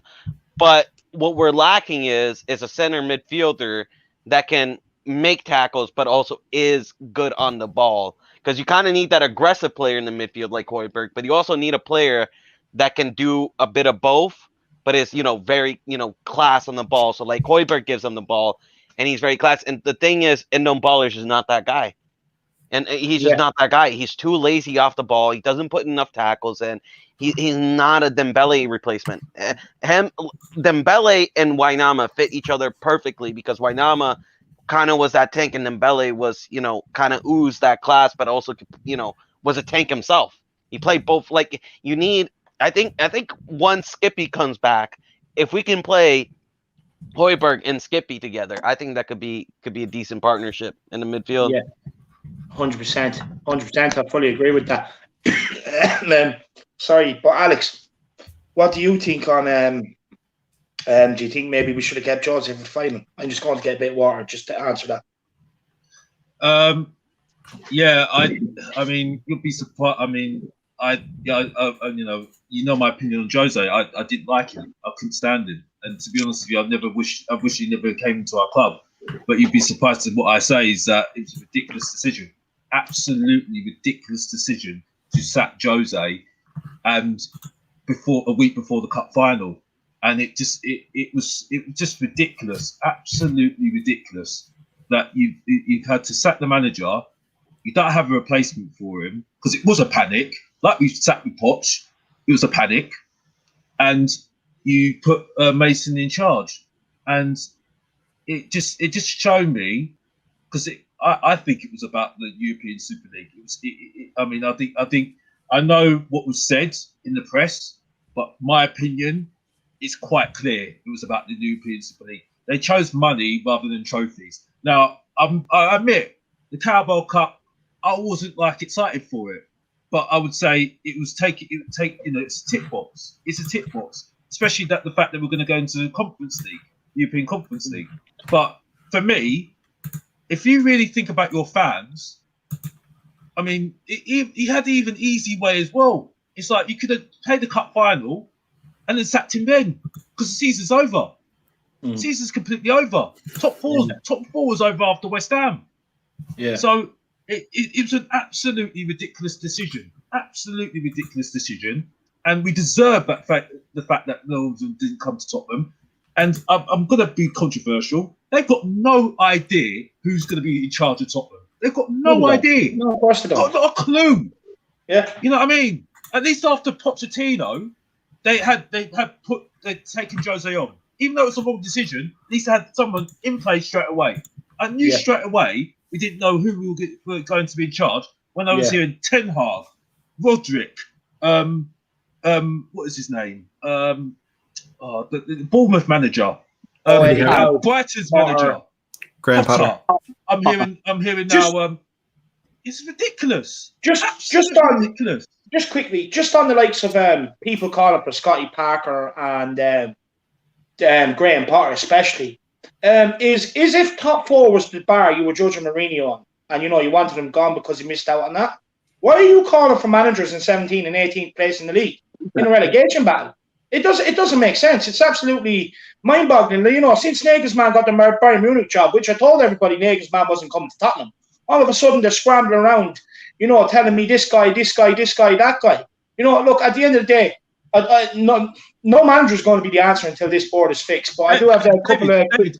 David, I'll just sum it up straight away, quickly for you. Yeah, a top club, right, like Chelsea. I know we're not like Chelsea. Chelsea sat Lampard. They know who they're going to get. They get Tuchel. Yeah, they pay the money. They say they get Tuchel in. Say that's it. You're my man. Done. You know what I mean? Yeah. That's a top club. A top club just says that's my man. That's my man. Take him. That's it. Done. Don't mess around. Don't mess around. No wonder we have 1-0 in 20 years, mate. No wonder. No, I trust me, agree. Mate, I'm not even angry. I'm not even angry because I've got a life, mate. I'm not a YouTuber. This is fun for me. You know what I mean? Don't. No. I'm being honest. No, I'm being honest. What's wrong with YouTubers? I'm being honest. I'm not a YouTuber. I'm just a Tottenham fan.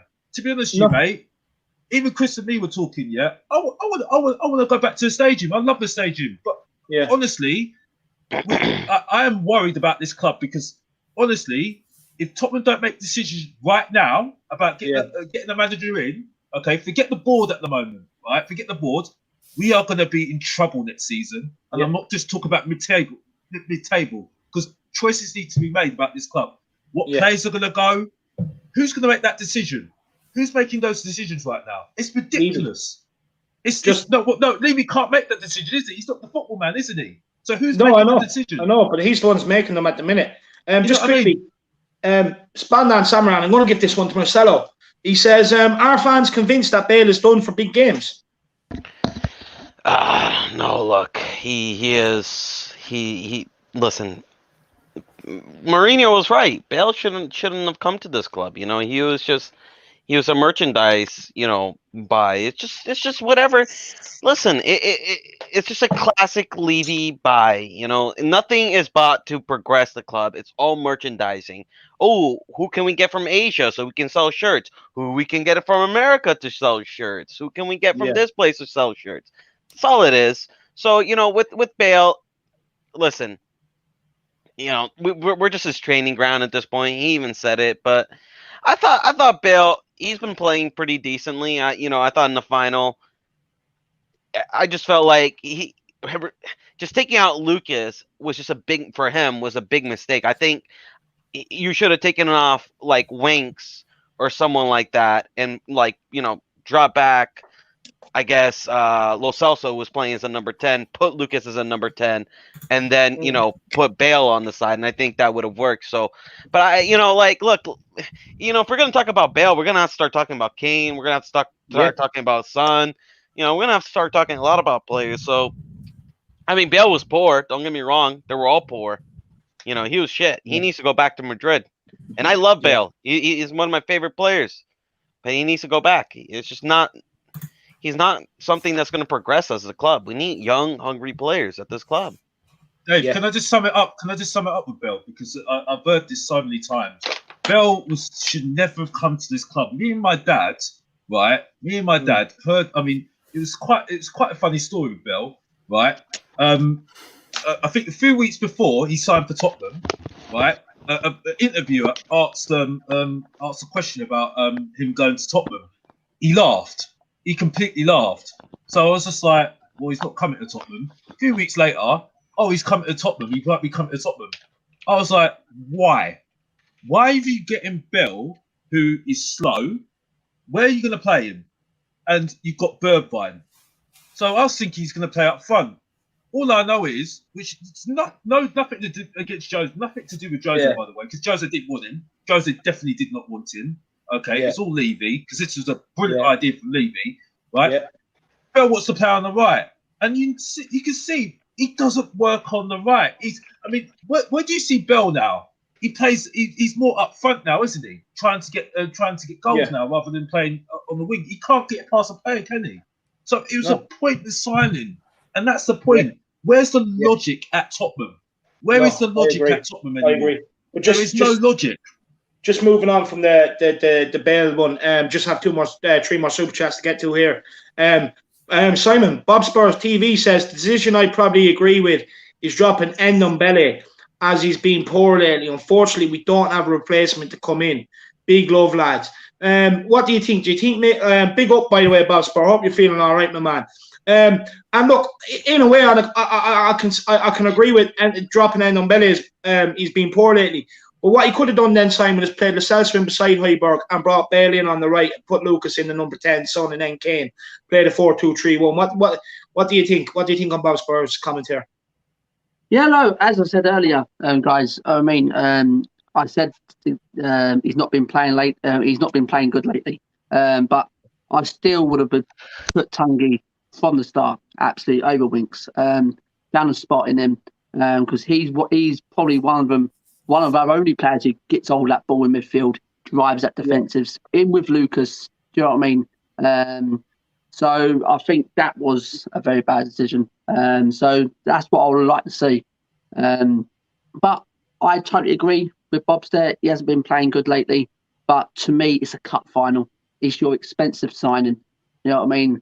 And you've got to play your big guns in the final. It's a one-off game. Yeah. You know what I mean? And dropping him for Harry Winks, I think that's disrespecting Tungy. I really do. I really, really do. Yeah, no, 100%. I'd agree with that. Mabs out. Igu says Jose does not deserve even the sack at all. Liverpool, Leicester, West Ham, and Everton all lost 9 games this season, and the problems we all know about. I go along with the lines with that. Look, it's a tough one. Look, for me, I've always maintained. I've always maintained from the very beginning. It's the players. You know what I mean? No matter what manager comes in, it's a poison chalice. Pochettino, Mourinho, both can't be bad managers. So big yourself up, Maz. But thanks for the super chat. And Will Stewart says no. Ron Weasley managing Tottenham. Yeah, 100%. Big old Will Stewart. Matty, look, everything we've discussed about here today, the fact that Harry Stinks is still around the club. Musa No Smoke is still here. You know what I mean? Look, Ben Davies. Mr. Anonymous. Ben Davies out of it. No. Leave Ben Davies out. One second. Alex, you cannot be telling me you're defending Will I just go, Marcel? Alex, will I just go?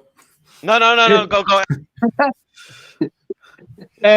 But no, we will get on to Ben Davies. But Matty, ultimately, with all these players still being here, there's 8 players still here from when Ryan Mason was playing. So we've sold him. He's retired. He's done his coaching badges, managed under stage setup, and 8 of these frauds are still here.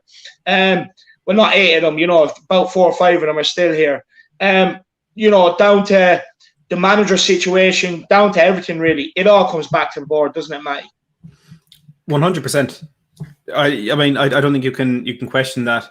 We've had 2 managers in who in the past have been known for fantastic recruitment. Pochettino, I suppose, mainly at Spurs, brought in some fantastic players. And Jose, if you give him the money, you win trophies.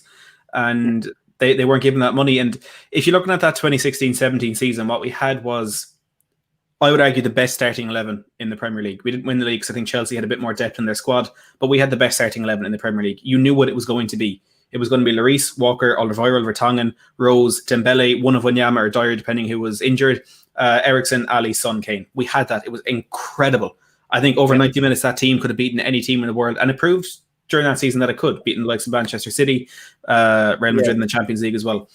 Now, what we needed to do progressing from that season was add a bit of depth. We needed to bring in Jack Grealish for 25 million. We need to bring in maybe another holding midfielder, another centre half who could deputise if one of Oliver Vertonghen were unavailable.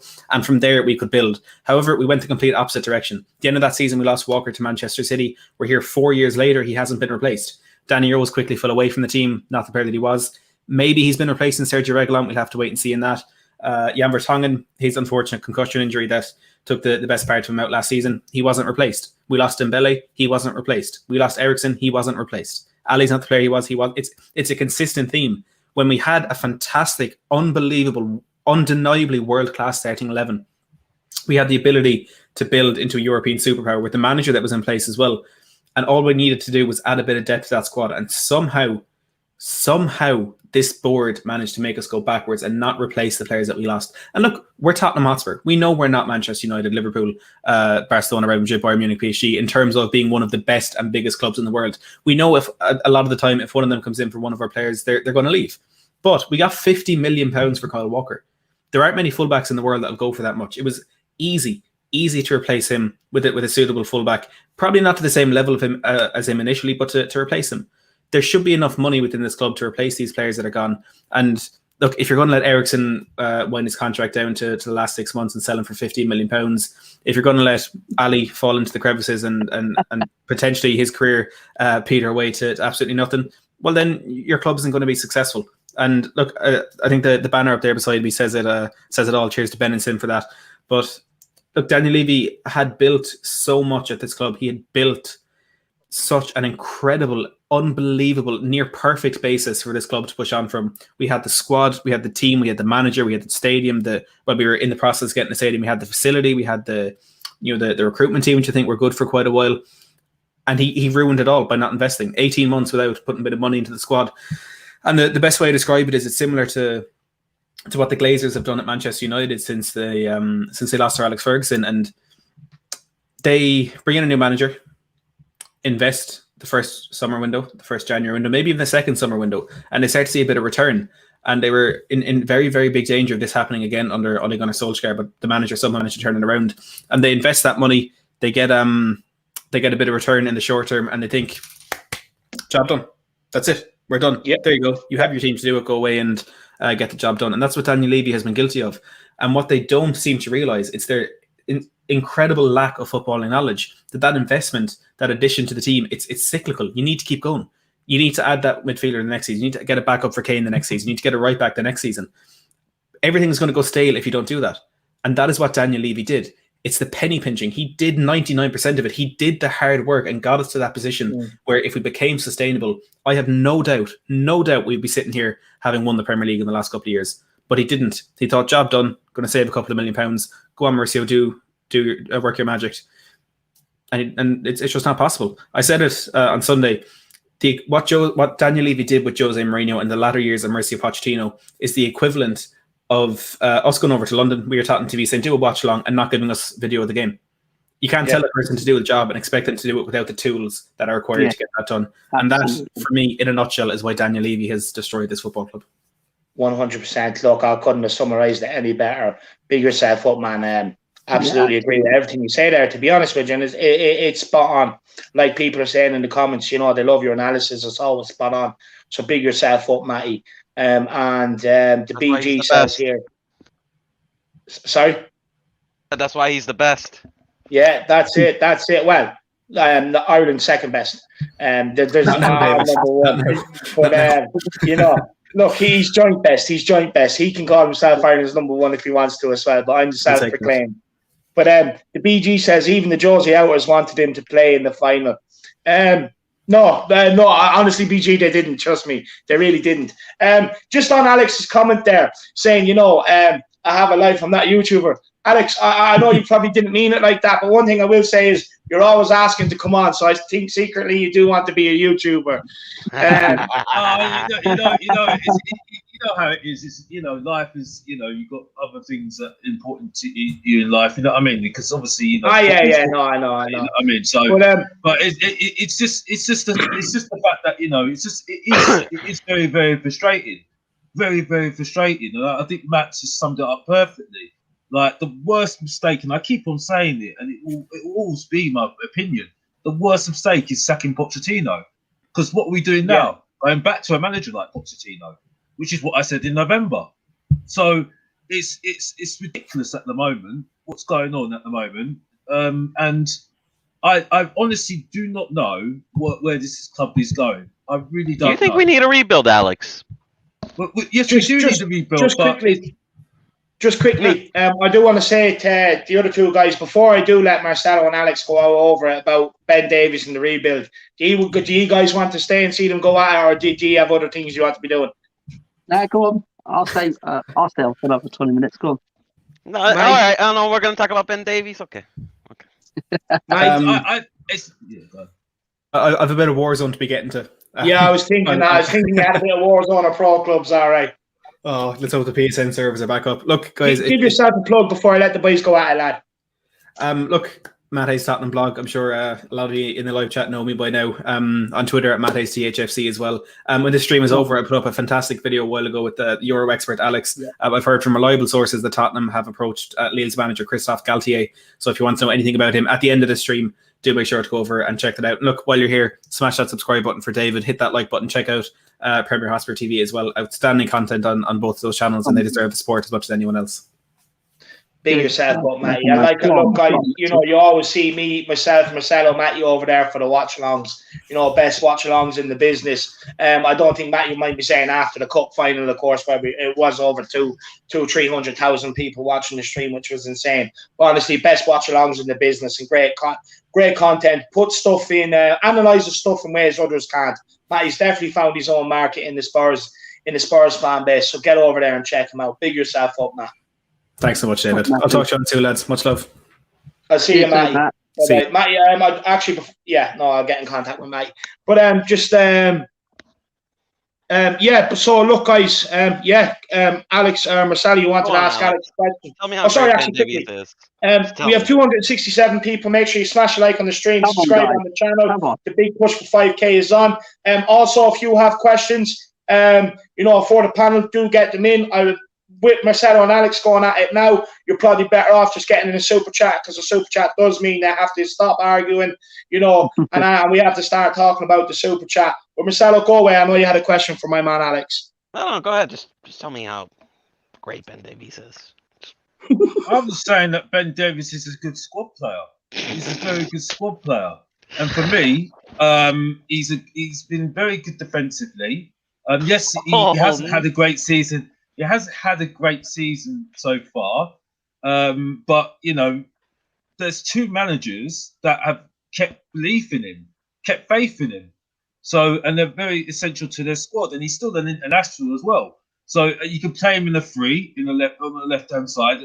We lost those games. We lost every single one of those games. And also you can play as a fullback as well. So for me, and I think the thing is that essential here is that Sessignor's not coming back to the team. He's not ready. Have you seen him Oppenheim? Because he's been playing as a left-sided fullback. Wing back. Was it? Wing back. Wing back. So he's not playing as a left back.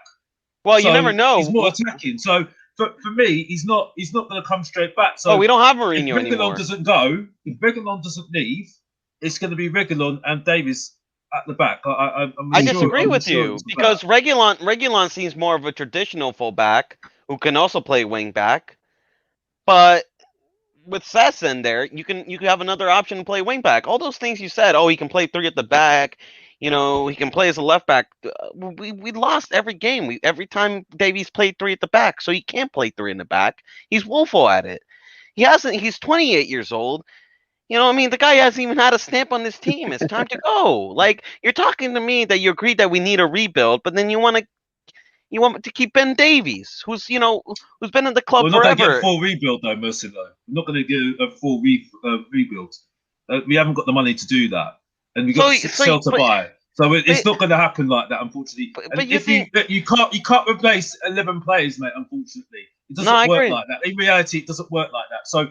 Okay. Don't. If you want to keep continuity, okay, you've got to do a few players, and at that, I don't know if that's going to happen. Also, They haven't even got a manager in at the moment. So, at Yeah. the moment, decisions that can't be made. So no, so then you can't tell me that know. Sessegnon isn't going to be on the team, because if we get a Ten Hag, he can play Sessegnon. He would play Sessegnon. He loves attacking fullbacks. He would love a Sess in the team. In fact, I think if Ten Hag comes, I think you'll play Sessegnon over Reguilon. I really do.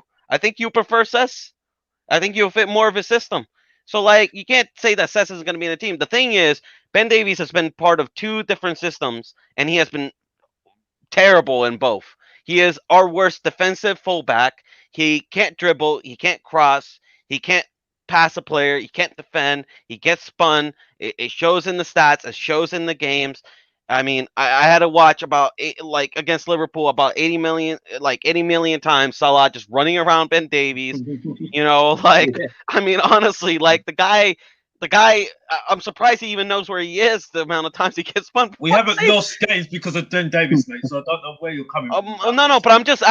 No, but we're talking about a rebuild. We're talking about the players. Yeah, we're talking about a rebuild, but he's not going to be. He's a good squad player. So we just keep him. Again, all right, just keep Danny Rose. Give him a new contract. Just give Danny Rose a new contract at this point. Let's just keep him as well. So what good fullback is going to replace him right now? Who's going to come in right now? With the money that we've got at the moment. Give him a chance. Give Sess a chance. No, but Sessegnon's not ready though. He's not ready. What do you mean he's not ready? What left back in the Premier League or over Europe at the moment that we can afford at the moment to come in and take over this, take over left back at the moment? Who's going to take Dennis over? Serkin is there. We don't need to buy anybody. Dennis Serkin. Serkin's not ready. If Serkin was ready, mate, he'd be in the team right now. Listen. You want to Alex, actually, sorry, I just want to come in on that. Do you know why Serkin's not been in the team this season as much as he was actually touted to be? Is because he actually had a death in the family, a close family member, and he's had a lot of injuries. So that's why he hasn't been in the team, Alex. Will Stewart does say here. Let me ask you this, Alex. Have you seen? Will Stewart, 1 second, lads. Will Stewart does say here, Simon, don't be shy. You have to jump in full Monty style. Simon, honestly, do jump in at any time you want to say it, and I'm just letting the 2 boys. Yeah. Sorry, go on, lads. I just wanted to say this though, because I like I said, I did know about that, but I didn't want to get into that because I did have a little bit of knowledge about that as well. So I'm not criticising the young boy, no, but I'm just saying I'm just asking, how is he a good squad player? If he's not getting minutes at the moment, he's obviously they don't feel he's ready mentally to do it. But surely, like Serkin is the sort of player, Alex, though, that you'd want as a squad player, not Ben Davies. Like Ben Davies has been here 8 years, probably been through 2 or 3 regimes, and he still hasn't nailed down a starting left back spot. And I'm sorry, but 7 years, like you're beyond a squad player. You're just dead wood. You're hanging fruit. That's what you are. No, honestly, anytime the guy plays, right, people all, when I first started coming out talking about him, about Mr. Anonymous and Harry Stinks and that, people were slating me. But over the 6 months that I've been on YouTube, everyone has come round to my way of thinking on these guys. I keep pointing out, how many times does Ben Davies have to be done by the same thing? Anytime he plays and the ball comes down his side, he's about 30 yards tucked inside. You know what I mean? He's so safe. You know what I mean? He probably doesn't have any kids because he uses protection all the time. He's that safe. You know what I mean? Same with Harry Winks. His missus probably gets kicked because he doesn't take any risks in the bedroom. So he's not a risky sort of guy. At the end of the day, look, at the end of the day, look, I'm sorry. 8 years at a club, it's gone beyond backup. Well, we're talking about a 29-year-old as backup. I'm talking about these guys are backup players, not Ben Davies. Ben Davies is just dead wood, finished and shit.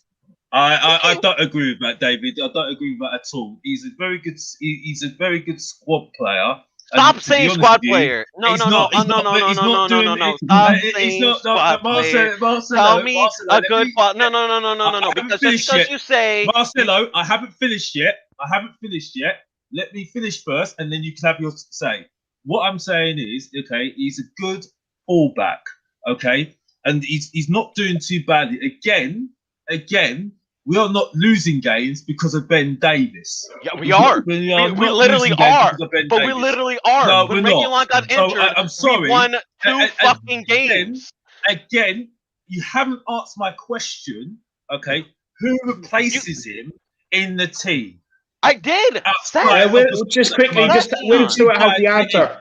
Will Stewart has the answer. Just quickly, super chat. Sorry, super chat, lads. He says, I take Sheffield United's fullback over Ben Davies, and then he said he doesn't know who he is. It's actually Enda Stevens. And I probably would actually take him over Ben Davies, if I'm honest. And he's not even great, but at least he doesn't get done by the same team week in, week out. But sorry, go on. No, Alex, I gave you an answer. You just refused to accept it, but you actually haven't given me a single answer. I asked you what makes Ben Davies any good and worth to be in this team. He's a good defensive. He's a good defensive. Prove it to me. Fullback. That's what I've just asked you. Prove it to me. Mate. Prove it to me. He's not though. Prove it to me. He can play on the left-hand side on the other three, right? We lost all those games. Fullback as well. He's a good defensive fullback. Yes, we lost all those games as much as Reguilon, but he's a very good defensive fullback. So but his stats and performance doesn't show it. But his stats and performance doesn't show it. You got to back it up when you say something. Just because I say, Harry Winks is a good, attacking midfielder. He's the next, Tony Cruz. Doesn't make it true. I have to back that up. You can't just say he's a good defensive fullback and then just say, well, I said it, so that's it. That's done and dusted. No, you got to back it up. We lost almost every game we played Ben Davies through at the back. We even lost to fucking Antwerp when we played him as a center back, for fuck's sakes. We couldn't even beat Antwerp, for fuck's sake. Well, who's in charge, though? Who's in charge? Oh, here we go. Yep, let's blame Mourinho. Let's also blame Pochettino. That's it. But Alex, hang on. Before you start, I do want to say something. Right, look, before you start blaming Mourinho on this, because I have seen you blame a lot of things on Mourinho, right? So if he was here before Mourinho, right, I'm still only ever a backup left back under Pochettino. And don't tell me he wasn't, because he was. Danny Rose played when he was there. He wasn't. He was, because Danny Rose played when he was there.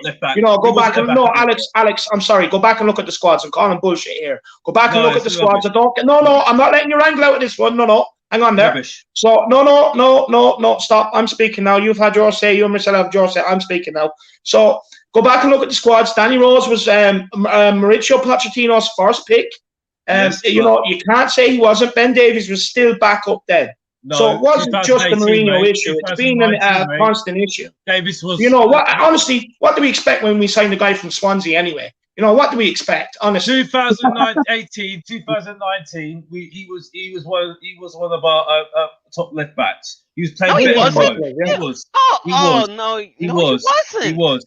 He wasn't. And it actually was very flexible as well. So he actually gave us some flexibility to play 3 at the back. What season are you talking about? A full back, a left wing back as well. So wait, what season are you talking about? Very, very good.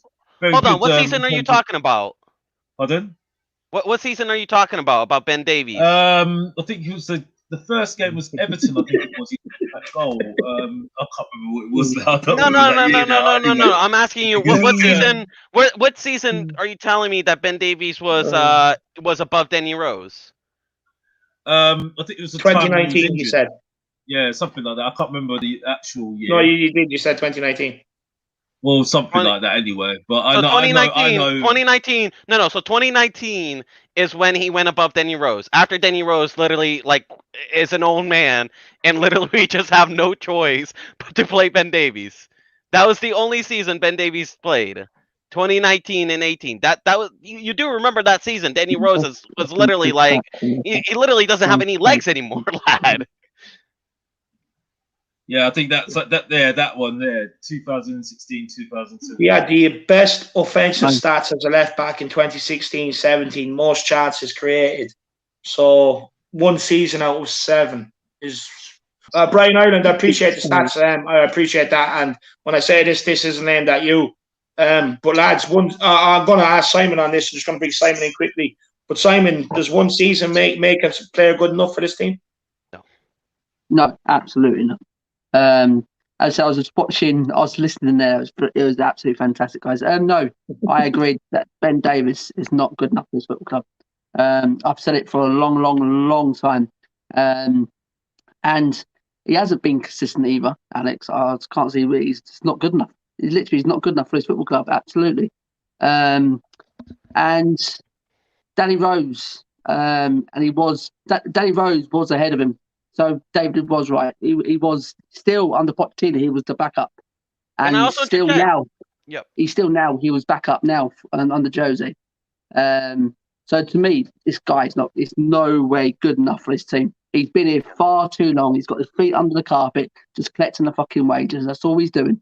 So he's a massive fraud as well. 100%. Can I also add something to Fire in Ireland's comment about the 2016-17? Just quickly, Marcelo, there are people saying, look, they can see what Alex is saying, that he's not, the biggest problem right now. That's not what we're talking about. We're asking, is he good enough for Tottenham? That's the debate. Look, for me, he is a major problem. He's a part of the losers, to be honest with you. He's not the part of the winners. He will get into a bottom half team. He will get in the bottom half team. You'll get into a bottom half team. Oh, yeah, Alex, we're a bottom half team. This is the problem. This is the problem, man. We're not happy in that. What do you don't understand? Before you get into the point, before you come back, okay? Right? If you're talking about a squad, okay, he comes in and he does the job that he's told to do. So as far as I'm concerned, okay, and he has been better than Rose in a few seasons as well, to be honest with you. After so Rose sometimes Rose went missing, okay, right? So I'm sorry, he is not a bad player. The same with, I mean, I know Dyer, for me, Dyer's not been very good in terms of, but he has got some good qualities, and he had shown it on Sunday. No. He did show some qualities on Sunday. No. I do That's not good enough. understand. It turns out 1 or 2 games a season. I do understand. Sake, lad, I could have a game once in a while. You know what I mean? But I do understand. Give me a first shirt. But I do understand though, because I've watched some games back, and I do say that Dyer is not. It hasn't been good. He's not a very good all-round central defender. He isn't. Definitely not. So I've watched games back in past seasons, and I can see that he hasn't got the qualities to be a great centre back. From what I saw, he made mistakes in the past, so I do recognise that. But don't you think it's time to try? Davis is not a bad player. I've seen him in past games. He's not that bad. He is. He's terrible. I can actually prove it. He's not terrible. Last 2 seasons. Sorry, guys. I just want to deal with an absolute clown here for a minute. He says, can you give Mason a mention, or are you ducking the issue? First of all, we actually spoke on the whole thing for about an hour, so we're not really ducking anything. And second of all, you've been nothing but being a knob in the comments to everybody. So, you know what I mean? Just give it over. I don't mind you being in the comments. Just be nice to everybody. No need to be a prick. So just stop being a prick. Sorry, go on, lads. It's just no, but the thing is, Alex, enough is enough. Enough is enough. These players has given their chance. Like you're talking about a rebuild, but you're talking about giving Davies another chance. It's just like it's mind-boggling. Give Cess a chance. Give someone else a chance, please. Like you gotta give them a chance. Cess is killing it in Hoffenheim. He's actually been doing a very good job. Everybody talks good about him. I've seen his performances. Just give the lad a chance. He's not ready. That I'm not saying that.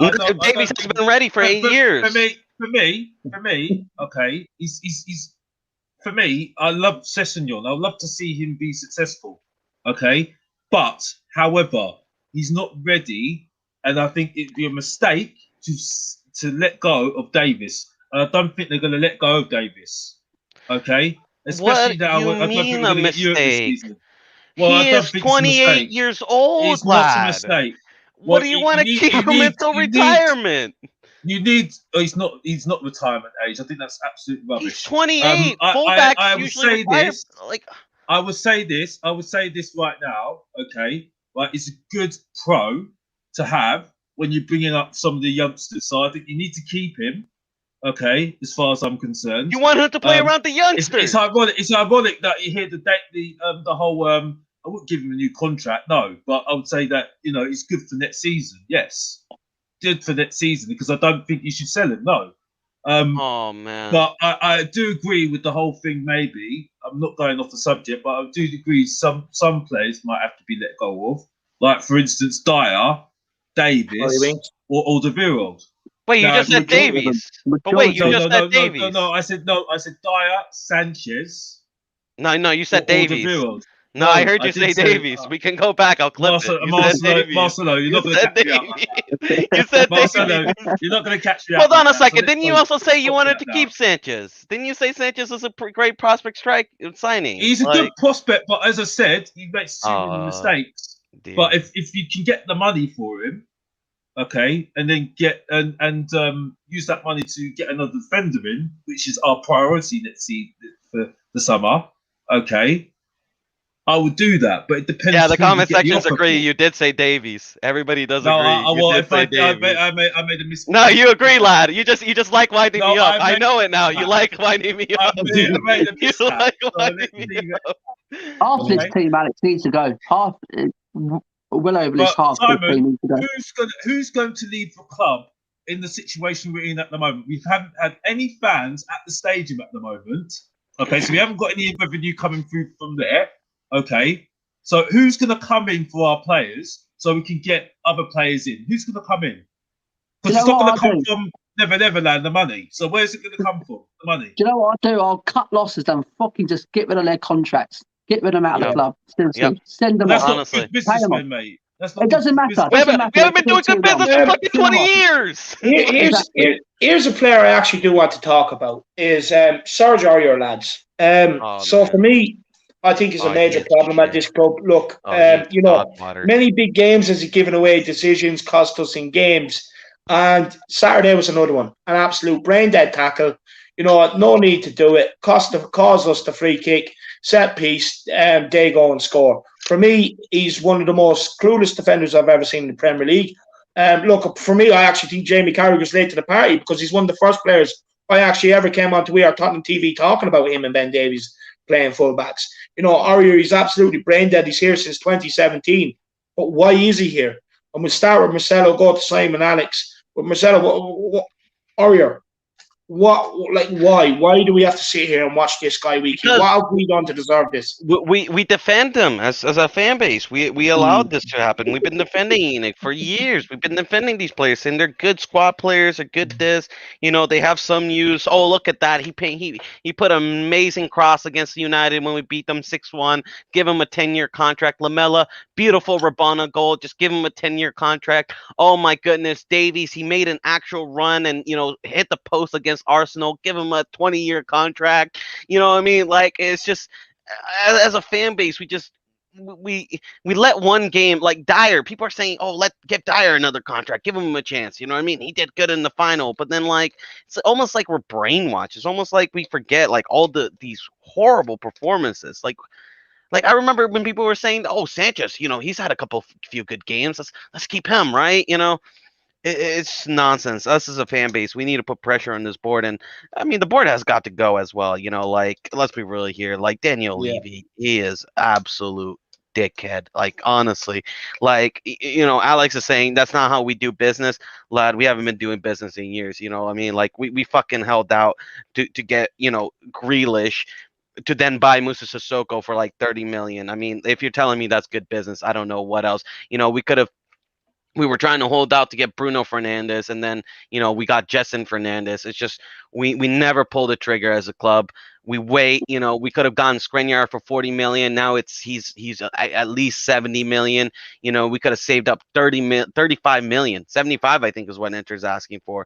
We could have saved up 35 million for a world-class center back.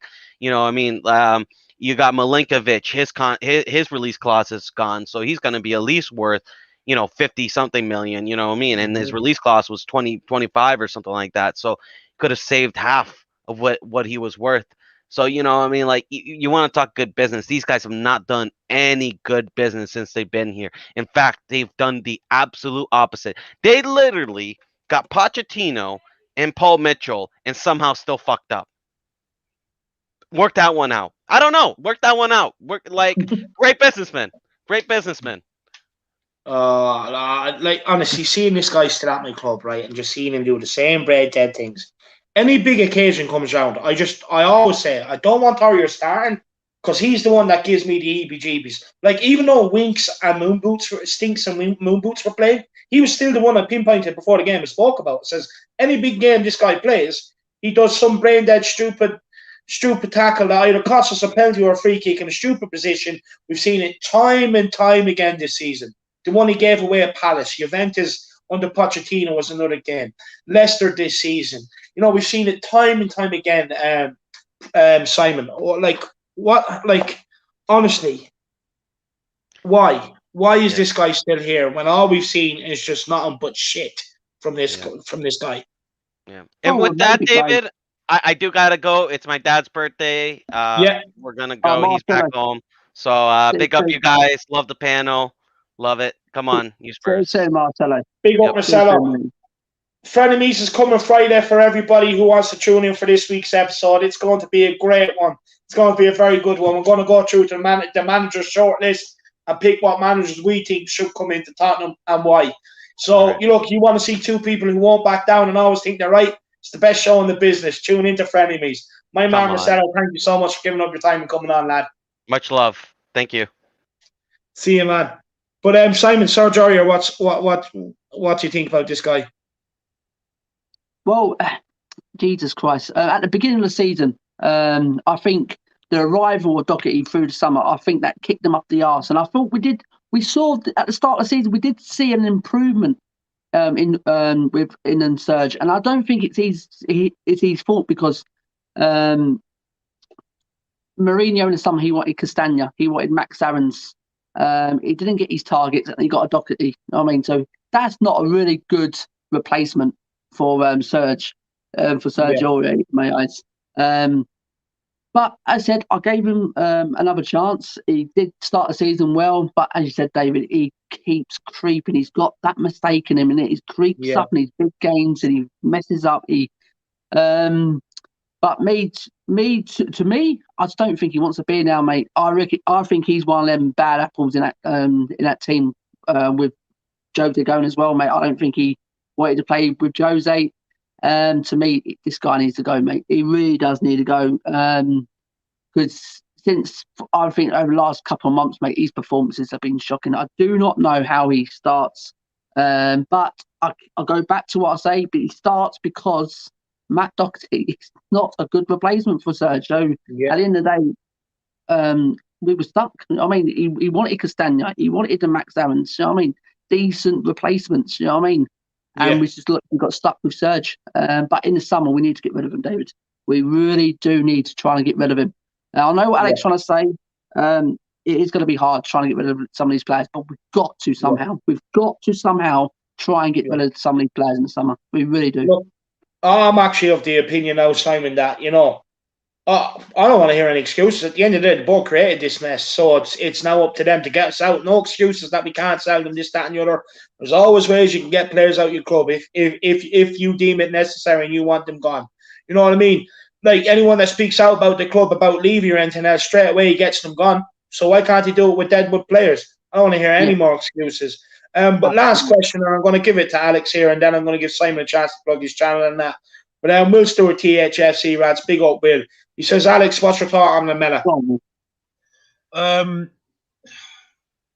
He works really hard. And, he's got very good tenaciousness about him. I unfortunately think we do need to let him go. 2 reasons. Because of the foreign player rule. That's one. And I just think it's time to. I think when you talk about rebuild, he's one of the players that we need to rebuild. Now, that he needs to go to facilitate that rebuild. So that's why I think Lamela for me needs to go. And that's respectfully because he puts his heart in. He does put the shift in for us. So, but if you're thinking about buying any other foreign players in, or trying to fit other players in the squad, and especially with the foreign player rule, if we're in Europe, we've got to think about that as well. You've got to let Lamela go. I think it's the same with Aurier, but I think Aurier for me, gets unfair criticism in the fact that last season was a very difficult season for him, especially the fact that he lost his brother, and he still played, which I thought was admirable. And I think he's been suffering since, for me. Well, I can't really say anything there because that's personal, but for me, I actually would be a hypocrite if I said anything on that, really, saying that, he's not, he's been playing through that a very hard time in his life. And that doesn't just go away. Even though I've said this, again, because of the foreign player squad thing, I would let him go, yes. Because then you can, again, fit another foreign player in the squad. So, I think, those sort of players, and I do, even though I do defend Sissoko. If you can get money for him, I'll let him go. And again, it's down to that foreign player thing, squad thing. So, it's coming down to numbers for me. Because we need to refresh the squad, and if you're going to refresh the squad with foreign players or bring in more home-based players, you could do that through that aspect, I would say. So, I do agree that they do need to refresh the squad a little bit with those sort of players. I think because I think for me they're coming to an end now for me. 100%. No, 100%. I agree with that. Just quickly, before I give Simon a chance to plug his channel, everybody make sure you smash a like on the stream, subscribe on the channel.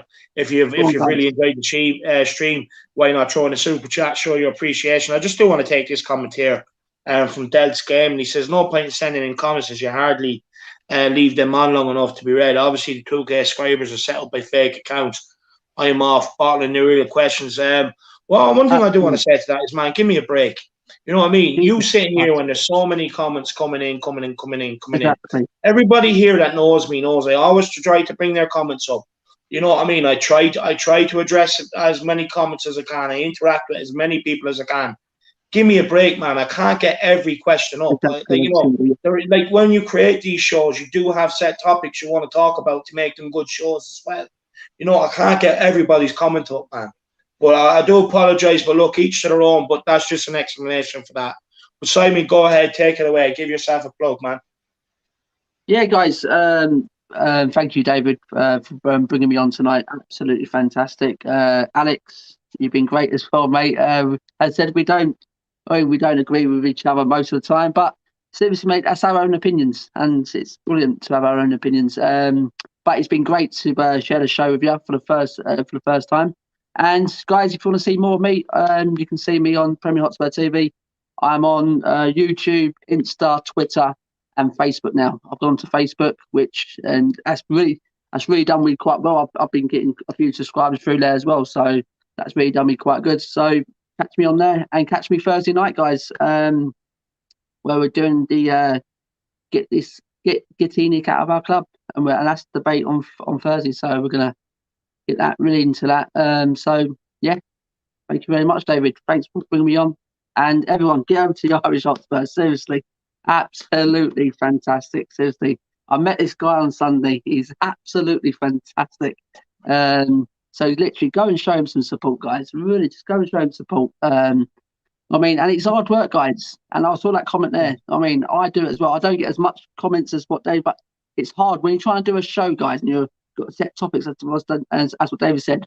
It's hard to try and interact with the chat plus with your panel as well. It's really hard work. So give him time, guys. Just give him time. So yeah, and big up Alex as well, and big up Matt, and big up Marcelo as well. No, look, first of all, I do want to say, everybody, when you're finished here, if you haven't checked out Premier Hotspur TV, please do get over, check it out. It's an absolute amazing channel. He does it for the joy of it. He absolutely loves what he does. He has his co-host Matt with him. Absolute gentleman as well. The two boys do put on some good shows.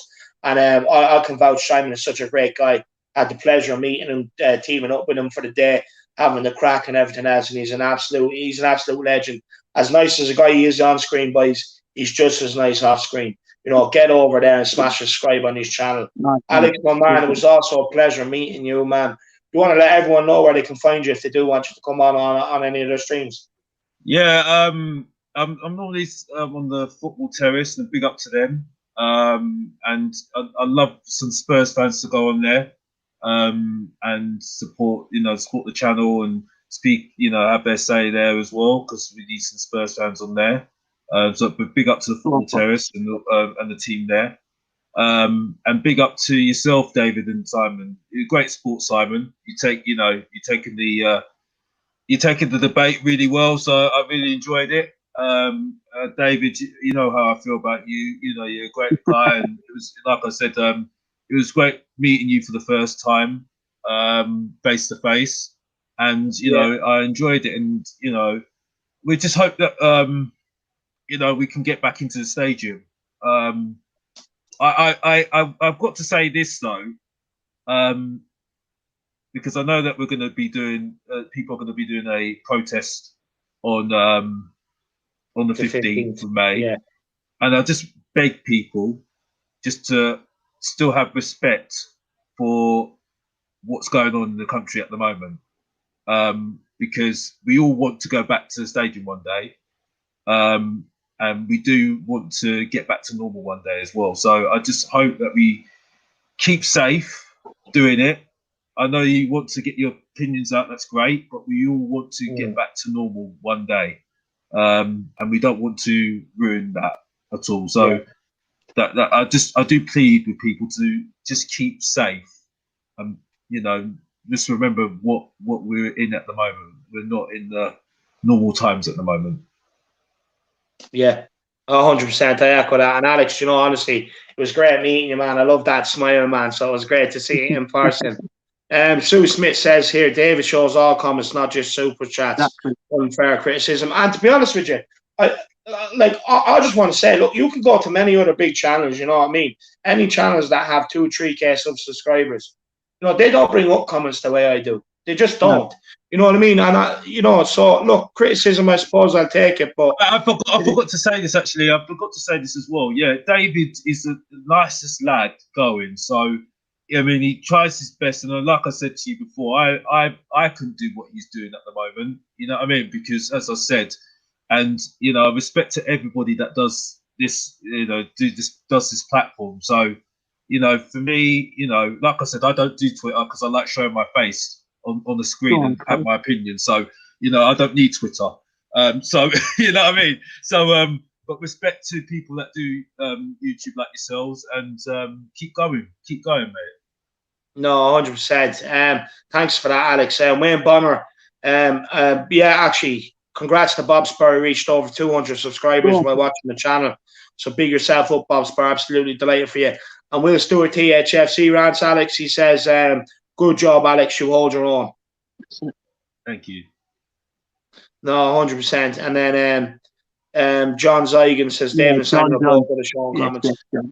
But look, guys, we do have people watching here. And just before I do end off, just a couple of things is, look, channels that people should check out.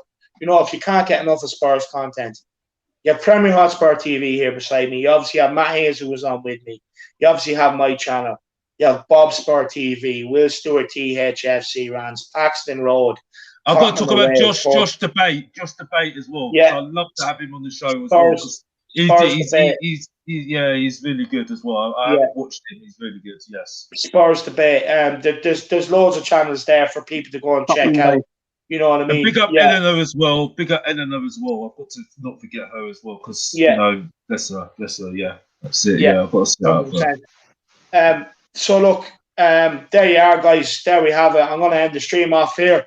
Look, it was a disappointing result at the weekend, but it is what it is. We move onwards.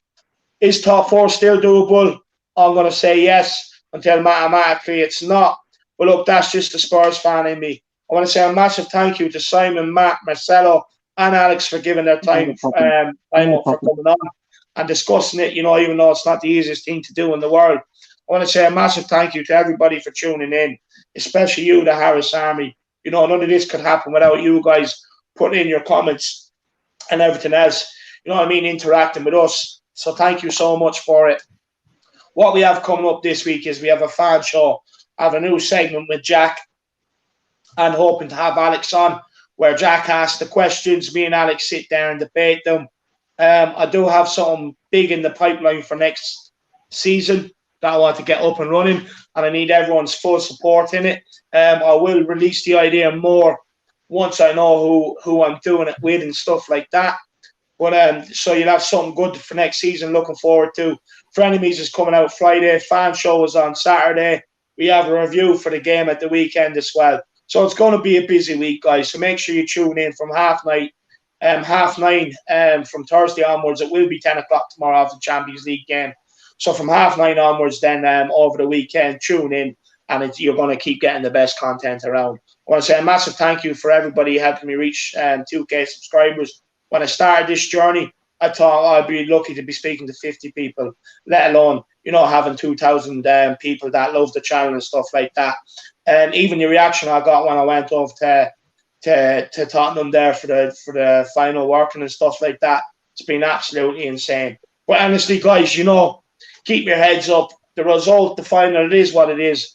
We've had a chance to be down about it, but let's try and be positive between now and the end of the season, because Spurs is the only thing we've got, lads. You know what I mean? So it is what it is. But look, come on, you Spurs. Come on, you Spurs. Come on, guys.